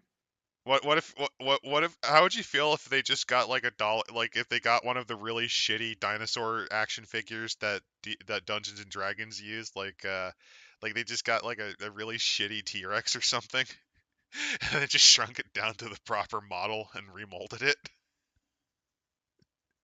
This is this is Valerian. It's like a Well, if that's shitty how they're low gonna quality. well, actually, it would be then interesting if they did like, no, he's actually like jungle elves. Oh yeah, and they go like full fucking Aztec sort of. Aztec fuck. Well, I mean, they already got that with the lizardmen. That's the problem.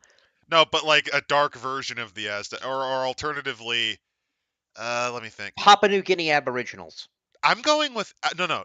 You're missing another or one the that Inuit. works. The Apache. What native? Apache elves. All right, we got somewhere. I trust Games Workshop to do that. I trust it. I trust them more than Trench Crusade. Well, Trench well, Crusade can't even write a Jewish faction. I don't trust them on they anything. can't even write a Jew. They can't even. They can't even write a Jewish faction. Oi, Gewalt! They couldn't even contract a good idea for the Mormons. I don't trust them. All right, back onto this.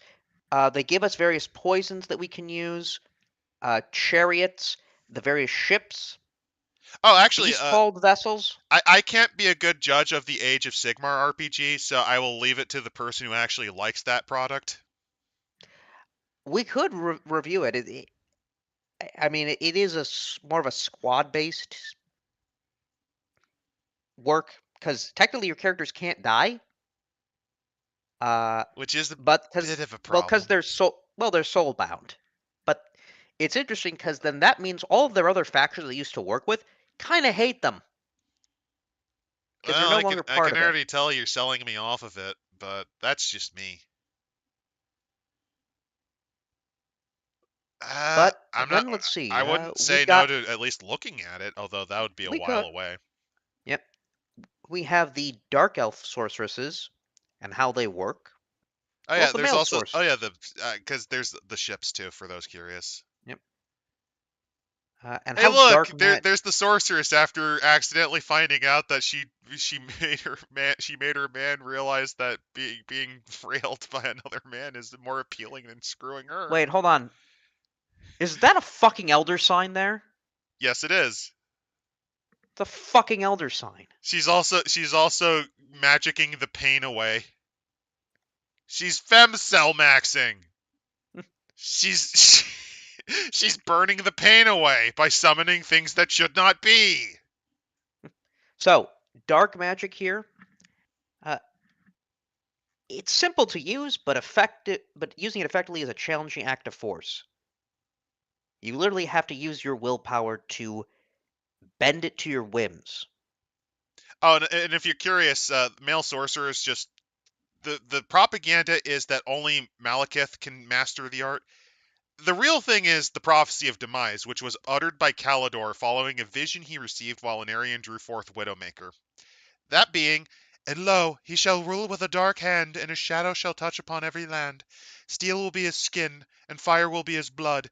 In hatred will he conquer all before him. Will it come to pass that the firstborn son of noble blood shall rise to power? The child will be learned in the darkest arts, and he will raise an army of terrible beasts. Thus will the Dark King fall, slain by neither blade nor arrow, but by sorcerous power of darkest magic, and so shall his body be consumed into flames for all eternity burn. And that never happened. Yeah? Yeah, it was a false vision. Well, no. What happened was Malekith is a dipshit who really hyper focused on it and basically made it come true himself. The problem is he assumed it would be another male elf that would do it and not himself. Because think about it. He did burn. He basically did face his death essentially at the end of Malice. Due Yeah, to his you're own right. magic. I forget, how did he die? I don't know. End times rushed a lot of things, but I don't. He might not have died. He might have. Hold on, let me look that up. But if you're gonna do the demise, the big reveal is it's Malekith himself that kills himself. End times. We became the Eternity King. By the way, Percival thinks he can fix her. I don't know. You can see the faces of people who tried on her belt, the skulls of those who tried. No, I think he was just destroyed by chaos. Oh, that's lame. Yeah, well, Should have been himself. It should I have mean, been himself. well, hold on. Manfred did. He ruled the dark. I mean, that's fitting too. No, that's fitting too, because he technically Yeah, Manfred is a sorcerer. it's a fucking Manfred. And so his body becomes. That's well, the Dark King could be Nagash. Dark King. I'm gonna go with it being Manfred. Or is this Warhammer 40k? The Dark King. They weren't The thinking Emperor. of that at the time, but that'd Oh be no, funny. they weren't thinking of that. Oh no, fucking way they were. However, it shall come to pass that the firstborn son of noble blood shall rise to power. The child will be learned in the darkest arts, learn chaos, and will raise an army of terrible beasts. Malekith. Thus will the Dark King fall, slain by neither blade nor his arrows, but by a sorcerer's power of darkest magic, chaos magic he used, and so his body will be consumed by flames, and for all eternity burn. Was he thinking about the Emperor? That would have been really funny. It would have been if all along. I'm just envisioning Malekith This was staring. Brian Ansell's plan all along. I'm just envisioning Malekith sitting there brooding. He looks at the results of the Horus Heresy books. He managed to get them on accident due to the warp being funny, Immaterium being funny. He reads it. He essentially suffers ego death. My entire work nothing because another world suffered this indignity, not myself. I don't know what he'd do. I don't know what he'd do after that. Yeah. Wait a minute. How does this? It'd be like, who the fuck are these Dark Elves or Dark Eldar? I think he'd call them pathetic, given that he would see them as slaves to Slaanesh. Yeah. He would probably consider the Eldar in general pathetic. Wait, you have giant ships, and you're just floating around the galaxy doing nothing? Or alternatively, you have a cityscape that spans the sky, and the most you can do is raid a few worthless planets. With a fleet like that, I could have destroyed that Terra. With a fleet of that, I could conquer all of those pathetic craft ships and reforge an empire greater than what existed prior. That's what he would think. You know that would be what he'd Malekith think. goes into the 41st millennium. You know that'd be what Malekith and here's would the think. thing. And here's the thing. He's a dark elf, not a dark Eldar. He'd show up and he would not be corrupted by Slaanesh. That alone would probably get the Druchii interested in him. Yeah. So, what I like here with Dar magic, so you know how usually with miscasts with magic things fuck up? So, if you roll in any 8 on the die units when making a casting spell or when using channeling that results in a major miscast, you actually gain a corruption point. Yeah, so, okay. The basic concept is... However, you can use soul packs to offset that. Well, I wanted to really quickly. So for those curious, there's the way magic works in fantasy is different from the warp in 40K. Magic in fantasy is divided into 8 winds, which is fire, light, shadow, death, Yep. life, beast, metal, and future. I think lightning, future, Heavens, heavens. heavens, Thank you. What happens is if you combine all 8, you get what's called high magic. But if you and the mix it wrong, you get dark magic. That's why there's 8. yep. And And then for those let's see. wondering, the Druchii dark magic is responsible for it's both for chaos and necromancy, because what happens is if you blend Dar, which is what dark magic is, with the wind of death, Shaiish, you can get necromancy out of it. Yeah. So these soul packs, though, that can help you, because remember, if you roll an 8 when you make your casting roll, so an 8, anything if you roll 80 or anything with an 8 in the tens or the ones place, you get a corruption point. So to avoid that, Which is, I think feels like a homebrew because I remember this being not a thing in second edition. well, no one used Dar in second edition because it's dark elf things. Oh no, if I remember right, there was like weird coincidence. I could be wrong. Like So I think there was like certain if you got what's called dubs, I think you would. It's been a well, no, long that's time since I've that's played just Magic. miscasting. This is specifically so if you make a pact, um, Oh yeah, Dar I think allows you to increases your range but has higher fail rate if I remember. yeah. Because this is borrowed from the Chaos book if I remember correctly. So they have to make a pact to placate the entity, and any time they cast a spell, they can protect themselves by making the pact. By the way, here are some Uh, amazing complications which are more limited than what you can get if you miscast in earlier books. well, this is yeah. So a sensation of wrongfulness suffuses the souls of all living creatures. Black ichor pours from the orifices of all living creatures. Ew, Yeah, ew. Dar's not fun. It's coming out of everywhere. Um, Imps of Chaos flicker in and out of existence Oh, for 8 rounds, no, you don't or understand. A single dominant wind of magic for 1d10 rounds, that's not good. that's oh, ooh. That's not good. Like even the more benign ones like life, Remember, Igiran, metal. that's bad. Remember metal. Flesh to metal. Oh no, you think that's bad? If you get over suffused with life, you could basically become a wall of tumors. Yeah. Oh, and then if you get an 88 to Oh 0 no, no, or think to about this. 100, You get blasted. You get blasted with Gur. You basically accidentally turn into a monster. yeah, no. A shard of warpstone takes root in the world. You get a Uh, you basically get a fucking elephant's foot from Chernobyl just appearing out of nowhere. I kind of like that. I kind of don't. Yeah. Well, this is what then the packs are It's for. not. It's not as good of a table as you usually would get in earlier books, earlier editions. I mean, that's just for. I think they have a whole big miscast table for the rest of the magic. It's really funny though. Just you do your ritual and then you just hear a shark noise and then a massive wave of warpstone is right next to you. Your flesh begins to melt, and then 5 hours later, the wall cracks open. The Skaven chuckles to himself because he's the one that helped sabotage the ritual to steal all the warpstone you just made. So what I like here, your packs, Hakatari, Daemon of Slaanesh, Daemon of Zinch, or an unaligned demon. You cannot get a Daemon of Nurgle, apparently. But they do give That's. us I mean, eh, they're not really much of an dark. of a pack. Dark Yeah, they're elves not tend to really not be much of a fan of Nurgle. yeah.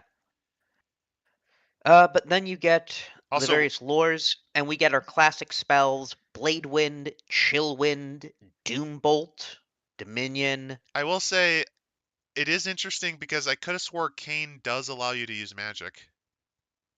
It's its own thing, Fair enough. different from the sorcerers. So here's all the spells you got. Your classic. It's a lot of magic missiles or corrupting and weakening Yeah, spells. CN is. I forget what CN is. Withering Presence, Word of Pain, What's CN again? Caster number? probably. It's or been a while. I've never. Okay, for those who are casting curious, number, probably casting number or something like that.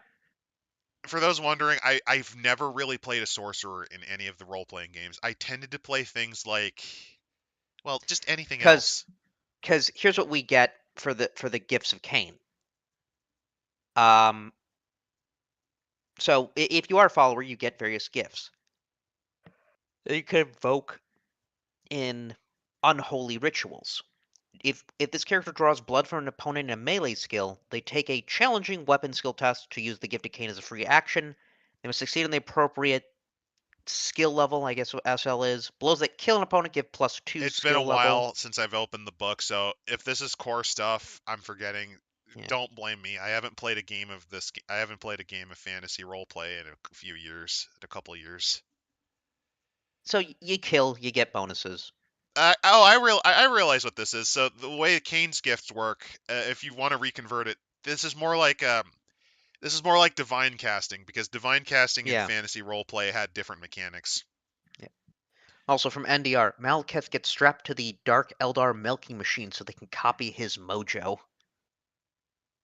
Joke's on him. It was burned off when Asuryan It do- judged him. but it's the Dark Eldar, they can remake it.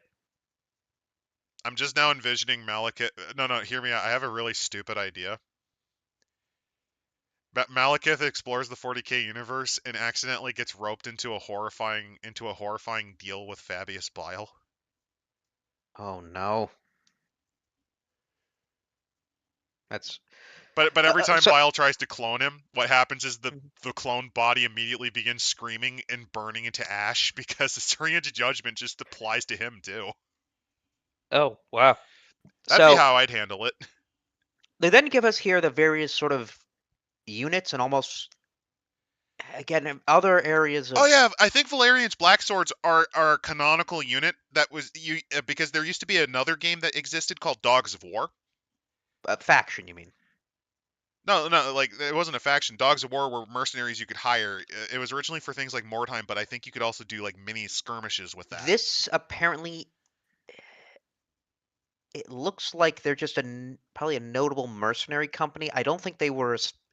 I'm looking on the Lexicanum, and it looks like they only come from Temple of Spite. Okay, fair enough. I was just curious because there are a lot of Dogs of War mercenary Yeah, units. I don't know if there was a Dark Elf one. There should have. I think there should have been. There's a regiment of undead abominations that you can hire even as like a good faction because they're Well, dedicated to. yeah, the Cursed Company, Yeah. So like by that logic, I think you should be able to hire a Druchii warband to cause havoc. probably. Like, yeah, you can't trust them as far as you can throw them, but you could definitely trust them a hell of a lot more than a Skaven mercenary unit, that's for sure. You'd also be able to trust them more than a hobgoblin or a hung. Remember, Yeah. word of a hung. That's an actual expression in Warhammer Fantasy. It means less than worthless. So funny enough with this guy Valerian, so he was from a house. He was or a house that got murdered on a night of on a death night, and it turns out the death hag on board was one of those who did the killing. Essentially, his house was betrayed. He took his retainers and Mhm. essentially is trying to pick up the scratch to get revenge. Yep. And they also give encounters you could have with them: easy, medium, or hard. Like easy being the castle's under siege by I these love this guys. picture. Like you see a small town and what seems to be the wastelands burning, and the mayor humbly giving tribute to let the killing stop. I like that. Yep. A the let's see, a medium encounter is the characters trying to outcompete the elves in trying to be the better mercenary, and the hard one is uh, let's see, rescuing a holy woman before um, who's been taken by the black swords. Also, if you are wondering, the Black Swords are essentially about to explode because because the leader Valerian is not. He's essentially becoming kind of a clown. Yeah, rejecting the devotion to style, so common to Druchii, he obsessively focused on his goals, both immediate and long term. Cuts his hair short, exposing that his left ear was cropped by a sword cut. His clothing is plain and practical. So he's eschewing, yeah, the traditions Yeah, that's the of main reason. Also, here's the business manager. an assassin and business manager. Also, I just realized that they kind of look like Altmer. These look like that. She looks like an Altmer character from Kind Elder of, yeah. Scrolls. I see that. Hiramores of Argumental.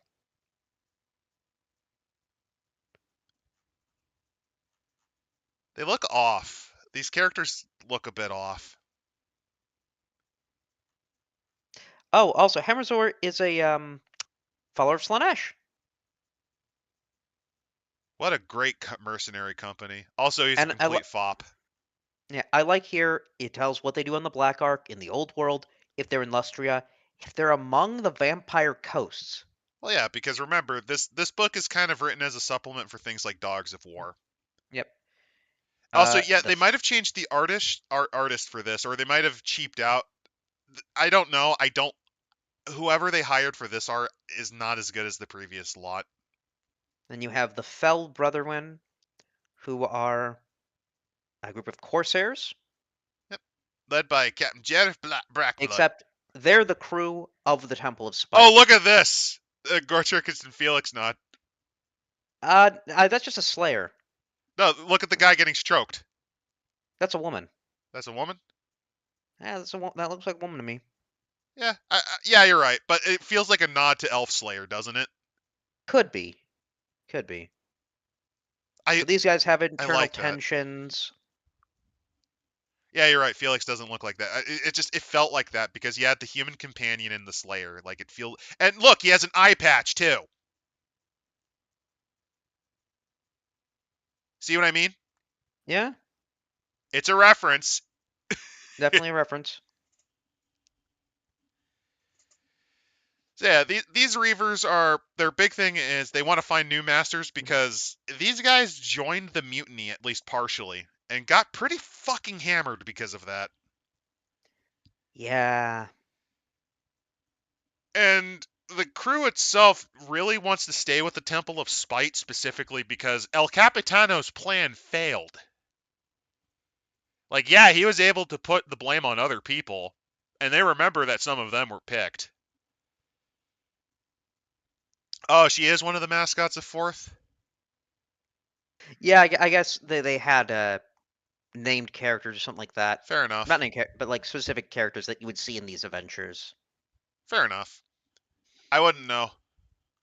It is good art though. I do like I do like this Yep. little. It's much better than the last batch. You then have what is this? The Glass Thorn.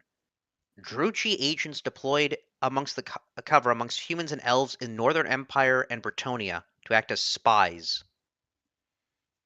Okay. I mean, it makes sense. They would have spy agencies, especially since Malekith enjoys knowing information. Yeah, they've got spies in Marienburg, Langwil, Altdorf, Kerberg, Salzman, Wolfborg, Torlethanal. Uh, That's relatively impressive. That last one. yep, Northern Ports, the Grey Mountains, assigned them under Orc and Dwarf activity. Pretty impressive. As for their goals, it's to I, uncover I, I yeah, Imperial and Bretonian secrets, weaken alliances. I Count. like here, but I hate them. Dark Elf spies hate High Elves, but they would not stay hidden long if they reverted to blind violence on sight. Yep. So Dark Elf spies remove the hatred High Elf talent and trait from their profile.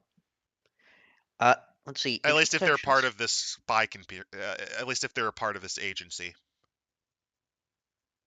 And this is how things work in the Various relations with double the Temple of Spite. agents. They get Yeah, information from them. Interesting. Glass Thorn agents dealing with their schemes exactly. And here's some encounters for using them. ooh, I, Here's I like here this Thanael Dawnsmart literally clads herself in the green grays of the Asari and the Asarai. Oh yeah, you wouldn't really. She actually does look exactly like what you would Yeah, you would expect a wood not tell. elf. You Good literally would choice. not tell the difference. Do they have an opinion about wood elves? Yeah, they're a bunch of losers. They hate the high Per, elves, but they consider the wood elves to be pathetic cope lords who basically hide in their forests all day. but then they give a good section on how do they deal with other races. So they do have some communication with the Norskins. Um, the 20 years later, Lord Kron Nightglade of Claircaron made an overland trek into the vast steppes of the northern mountains of Morn to visit the Hobgoblin Khan's nomadic court. He remains a guest of the Hobgoblins to this day, Yeah. as the Hobgoblins are used as mercenaries at some point. Undead. Life among the Tomb Kings is unbearably dull and literally bloodless for a dark elf, and spies with flesh on them tend to stand out. They've tried to trade with Xandri to no avail. The Vampire Coast is more amenable.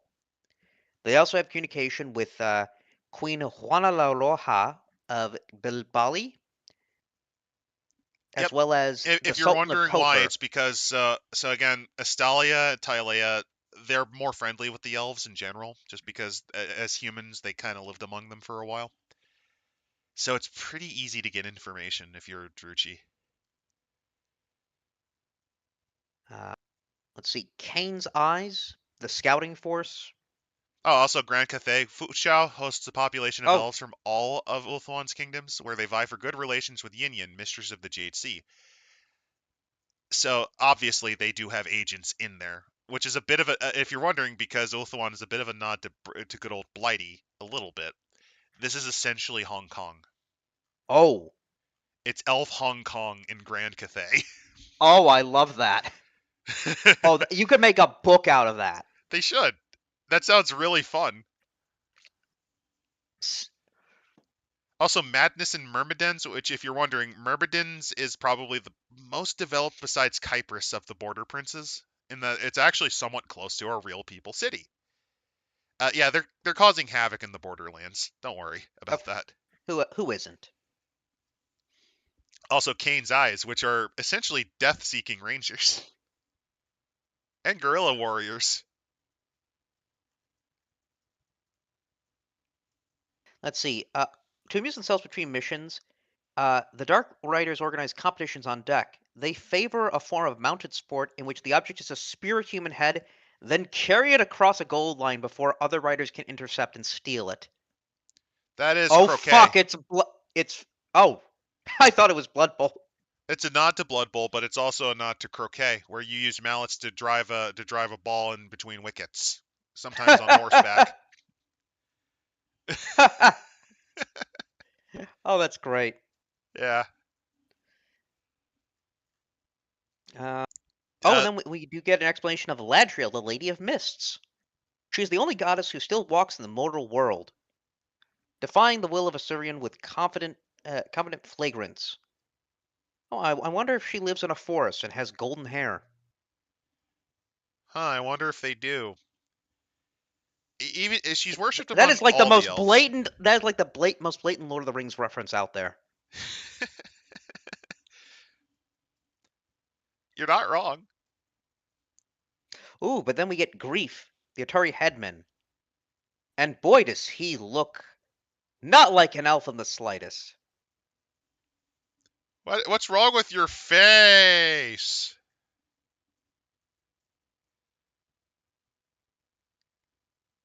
I don't know. What is wrong with your face? Is scarification.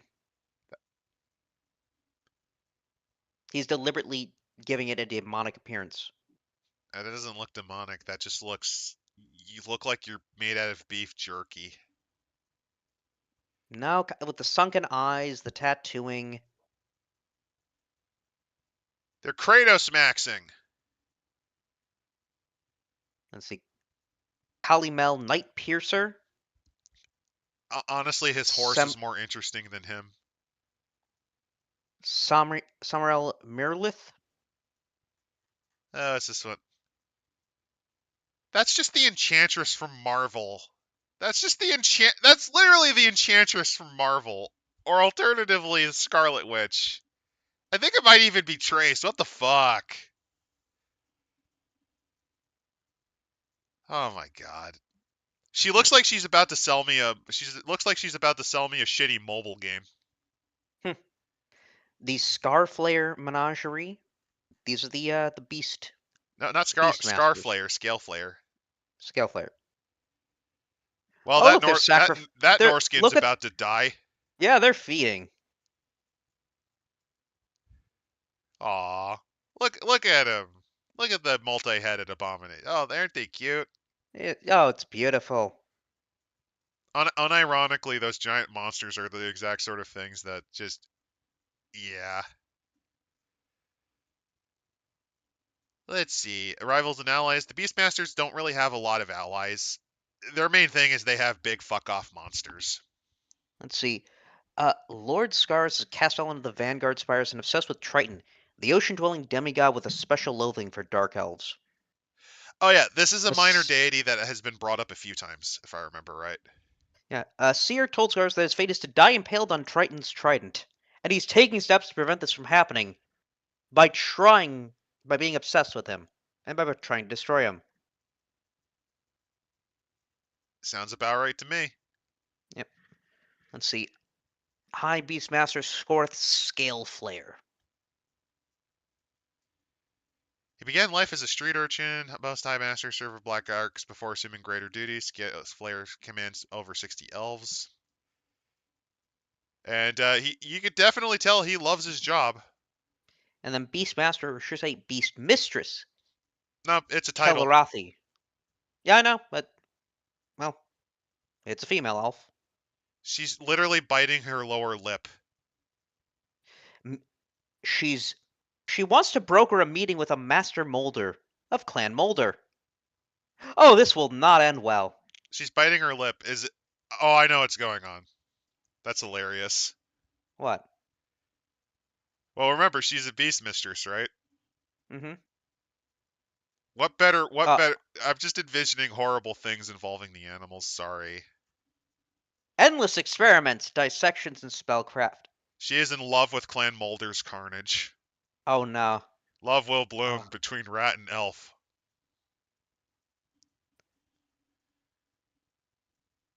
And the various She's beast gonna take vents. the Clan Molder. She's gonna take the Clan Molder flesh warper for soft tacos later tonight. Let's see.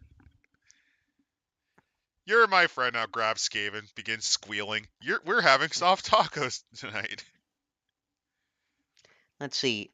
The Company of the Night Wake. Just another vessel. Yeah, I think we could skip most of these because it's getting long in the tooth. Yeah. Although no, page Well, I mean, we 110. probably should look at El Capitano Neandra Filvenir because she has a capuchin. She's got a monkey. That monkey's got a gun. Caffin. They should give the They should give the little monkey a pistol or something, like a snap lock or something. Oh, that's cool.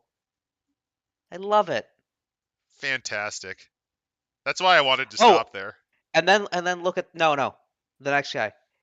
Endurian Velthorn, Dark Elf Factor. The fast-talking merchant claims he could sell the Phoenix Crown to Finbar. That's fantastic, but you also know what's really funny? What if What? I told you that his character is loosely designed off of the guy who played Mr. Smith and Elrond? You're right. I see it. He's doing the Fawn's pose too. This is the greatest design ever. This is the best design Oh, that this artist made, I think, other than then the we get El Capitano. the Knives of Cain. Their goals: sacrifice to Cain, proselytize, and this can extend to non-elves. Well, yeah, Cain doesn't care as long as Cain Yeah. gets more murder. Oh, and here it is: Death Knight on the Ark. Get the Perhaps little greatest, ape a whip yeah, so he could trade slaves. I agree with you, Percival. yeah. Perhaps the greatest threat to the Ark society is Death Knight, as Cathalia insists on her Wishel's God-given right to kill anyone on Death Knight, no matter the consequences. Yeah, However, that's Hellbait is reluctant to lose more elves from the reduced population. because here's the thing: the Druchii repopulate better since they have less standards than the Asuryan, and on top of that, they can clone. But These guys can't clone, I think. they can't. But I mean, they reproduce a little faster than Asur, not by much though. But I just like it is our religious duty. We must kill people tonight. Um, Also, interesting enough, the temple is divided. You see, Hag Hydroth is a bride of burning blood, a subcult which believes that Cain values only blood shed during the heat of battle. I wonder what the Bride of Burning Blood is. Um, That can't be a cover for another Chaos God cult. oh yeah, you're right. Remember, this is also the setting that has Chaos Orcs. They just don't bring them up too often unless you're in Bretonia. Yes, there are Chaos Orcs if you're wondering. They're you know the mountains in between Astalia and like the one of the southernmost duchies, like that area. Are They're, they specifically devoted to one god, or no, undivided. hmm. Basically, whatever lad is the most orky to them. They also Sometimes they crump for yeah. corn. Sometimes they crump for the green git. Hmm. They Also interesting don't enough, usually like little birdie because he's too weak and unorky, yeah. and they don't really Uh, care for the pink one. they do have 5 executioners. Oh, that's fun. That's fantastic. Yeah, it's a powder keg. Yeah, it's not gonna go well. This is not going to end well. Well, especially because the hard encounter is literally called an orgy of blood. Fantastic. Let's see. Then we have Salthrotha Heartrender. Just as Cain has 1,000 faces, Salathra seeks to honor him by murdering in 1,000 different ways.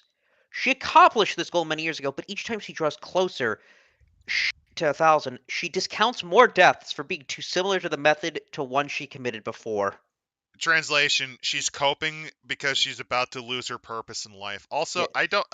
Can I show her since Oh I? yeah, yeah. No, Okay. just showing, just not showing anything I was inappropriate. just making sure because I wasn't sure if they because remember RPGs are weird sometimes. They're not nude. They're not. They're dressed for The Gore, the weird bondage novel based on John Carter. You are so houseplant. I do like this though. It's just the smug superiority of the elves. Like I can't murder in this specific way. Oh no, it's to prevent the ride from ending. Also, Yeah, you are sure. correct, Percival. The goblins would much prefer Zinch and Yeah. Slanesh. The boys aren't really much of a fan for those So two. Hag though Hadriath, um, she is known to sacrifice the Oh captives. She god. stalks the Ark, seeking opponents to duel and kill, carving Cain's rune in their chest just before they die, which sends their soul to him rather than their own death god. Yeah, Haldreth is crazy. I was laughing at Holreth because look at this guy. Look at the expression on his face. The most fulfilled elf, he is a theologian, philosopher, an enthusiastic murderer. He also might be wearing so much makeup that he could probably appear on an episode of RuPaul. He enjoys many privileges usually reserved for witch elves, and is permitted to conduct certain rites using a cauldron blood. Whoa. That that's some power. This is the face of a man who realized he has access. This is the face of a man who has realized he has access to Altdorf's orphanage and just Well, how that many that blood cauldrons yeah. he can fill with their bones. Well, that night real this is the hammiest guy. This is This the is guy that you hire an actor that you basically say, look, this is a clown shoes production. We want look. I know you don't want to be here. Just act as hard as you want. We don't give a shit. We hired you for the contract. let's see. They then go over the cult of Oh, Cain. here's an interesting side fact. Notice that he has like a stomach thing. He might Yeah. actually cut himself around the stomach to unleash more blood. Or yeah, it could be.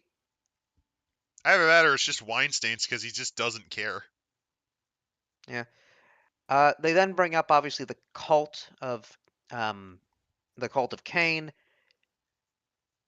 Uh, And then but I it do finishes like, off with Patron's yeah, Nemesis because, like, dude, it's been yeah. about 2.5 hours. Oh, it's almost 3. Um, so I like this here. The name, built on Nagarite culture but subtle Darkler influences, and then they explain why do they have all these dumb names at the end. They're warrior names, which could be picked from colors, unpleasant verbs, anatomy, natural phenomenon, unpleasant emotions, adjectives, unpleasant nouns, and other nouns. Essentially, what they go with is if you ever struggle to come up with like a really fun warrior name, just add adjective and weapon, like a descriptor and a weapon. So you could be like Egath Iron Mace. And yeah, they do give a few more characters, but I think this is good to wrap it up because I this mean, does, I think, here's Durath Hellbane. We'll end it on yeah. showing him off because he's kind of the leader of this boat. There he is. He wants to humiliate Lokir. That's his main goal. He wants to conquer Torelthis, win He's got Malekith's support. he's got 5 years to do it, or He he's wants fucked. to impress Anethra. He's doing it He for has a wife and children back in Clare and Carond, who he gives little thought and has not seen for several decades. oh hell no, fuck them. He's too busy Sigma male grind set farming so that he can impress his auntie. Oh, he knows Bretonnian, Grand Cathayan, Reichspell, and Norse. Well, yeah, he has to. He has to since he does trade slash rating on all ports. So I do say that this is a great book for just going over and giving a good explanation of the Dark Elves. Like, one thing certainly is the lower class. We really don't get that. That's one of the few things that I think this book does pretty well. It gives you enough to work with if you're I would say this is not the best book that has ever been made for fantasy roleplay. Oh no. I think it pales in comparison to the second edition stuff that we've done. There's plenty. The whole I thing on will the argue. different old worlds, gods, chaos. But continue. I will argue though. I would rate this as a decent book. I would Oh, also absolutely. say if you really need Druchii knowledge or you just want to really play around on an arc, get this book. It has a really good map in it. The map alone ups it from like a low decent to like a middle high. I can't rate this any good. It's a little too short. I feel like you could have done a little more. Not a ton more. I mean, there's a lot of plots. There's a lot of plots, characters. But what I do like with this is Essentially, what they do, because this is something they realized, a lot of adventure writing and a lot of adventure writing is difficult to devise. It's hard to actually come up with a good adventure, mainly because what happens is, what if the players break it? A lot of early adventures, especially in like 90s RPGs, have a habit of railroading because, you know, you have to see how the story goes. And sometimes just roles don't allow you to do that way, or the players come up with a different solution. A good book, what they'll do is they'll try to go, here's some alternate paths in case they come up with it because they tested it, they played it enough so that they could do that. A bad book, they don't give a shit. They just say, you do this or you die. This book essentially says, I don't really want to get in trouble. So what we're going to do instead is we're going to give you kernels, and we expect you as a game master to figure that out. There's enough material, and we gave you the opening arc of a story for each faction. For example, if they're just starting out, here's the Corsair adventure for them. Like here's the Corsair adventure hook. This is the problem involving them. So it gives you enough to work with as a GM. It covers an aspect of fantasy that, well, let's be blunt, the first two editions did not cover at all. So it's worthwhile there.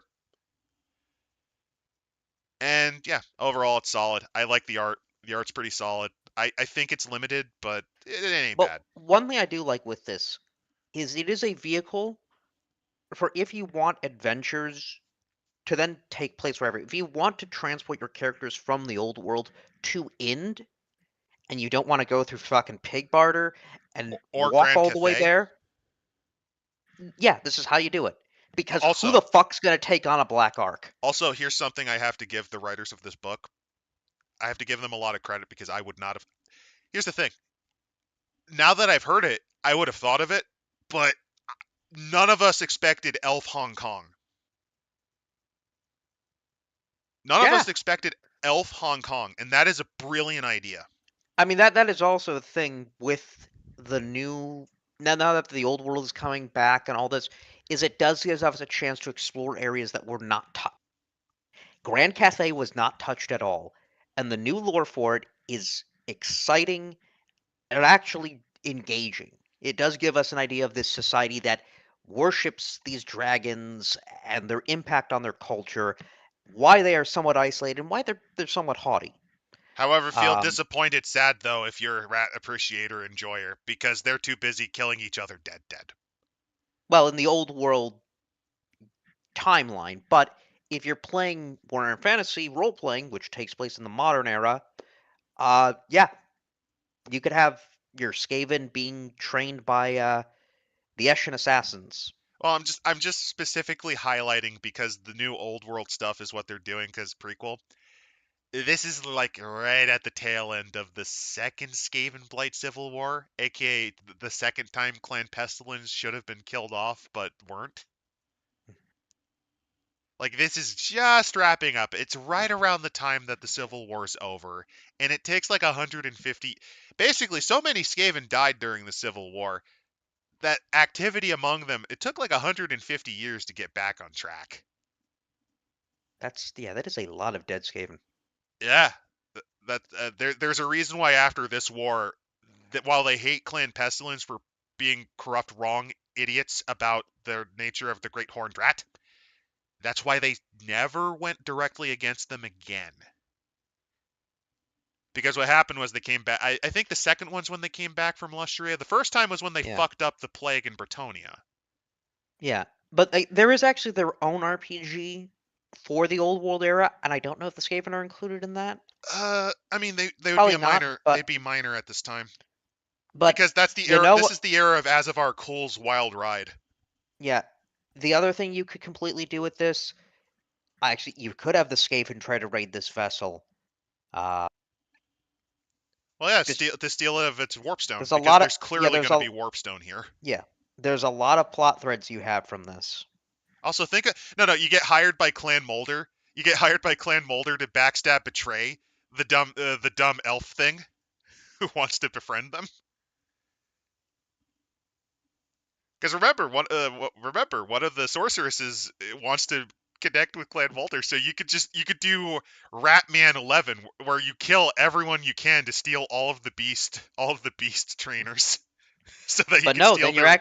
then you're actually being hired by clan Scryer to take this ship and turn it into see can Warpstone power it instead of Dar magic, No, no, or and alternatively, hilarity no, ensues. hear me out. You get contracted by Mulder and Skyer. Mulder for the animals that they have. Skyer because they want to hijack the Black Ark so they can retrofit it to turn it into a spaceship to fly towards Morsley. The other thing I thought of an idea is so if they have like orc orcs on there, and like let's say there's an orc riot or something like that, and they take over the vessel, they don't have That's enough orcs, fantastic. so they've got to recruit all these guys into orc culture. It's just like okay, we're gonna be pirates now. We freebooters, lads.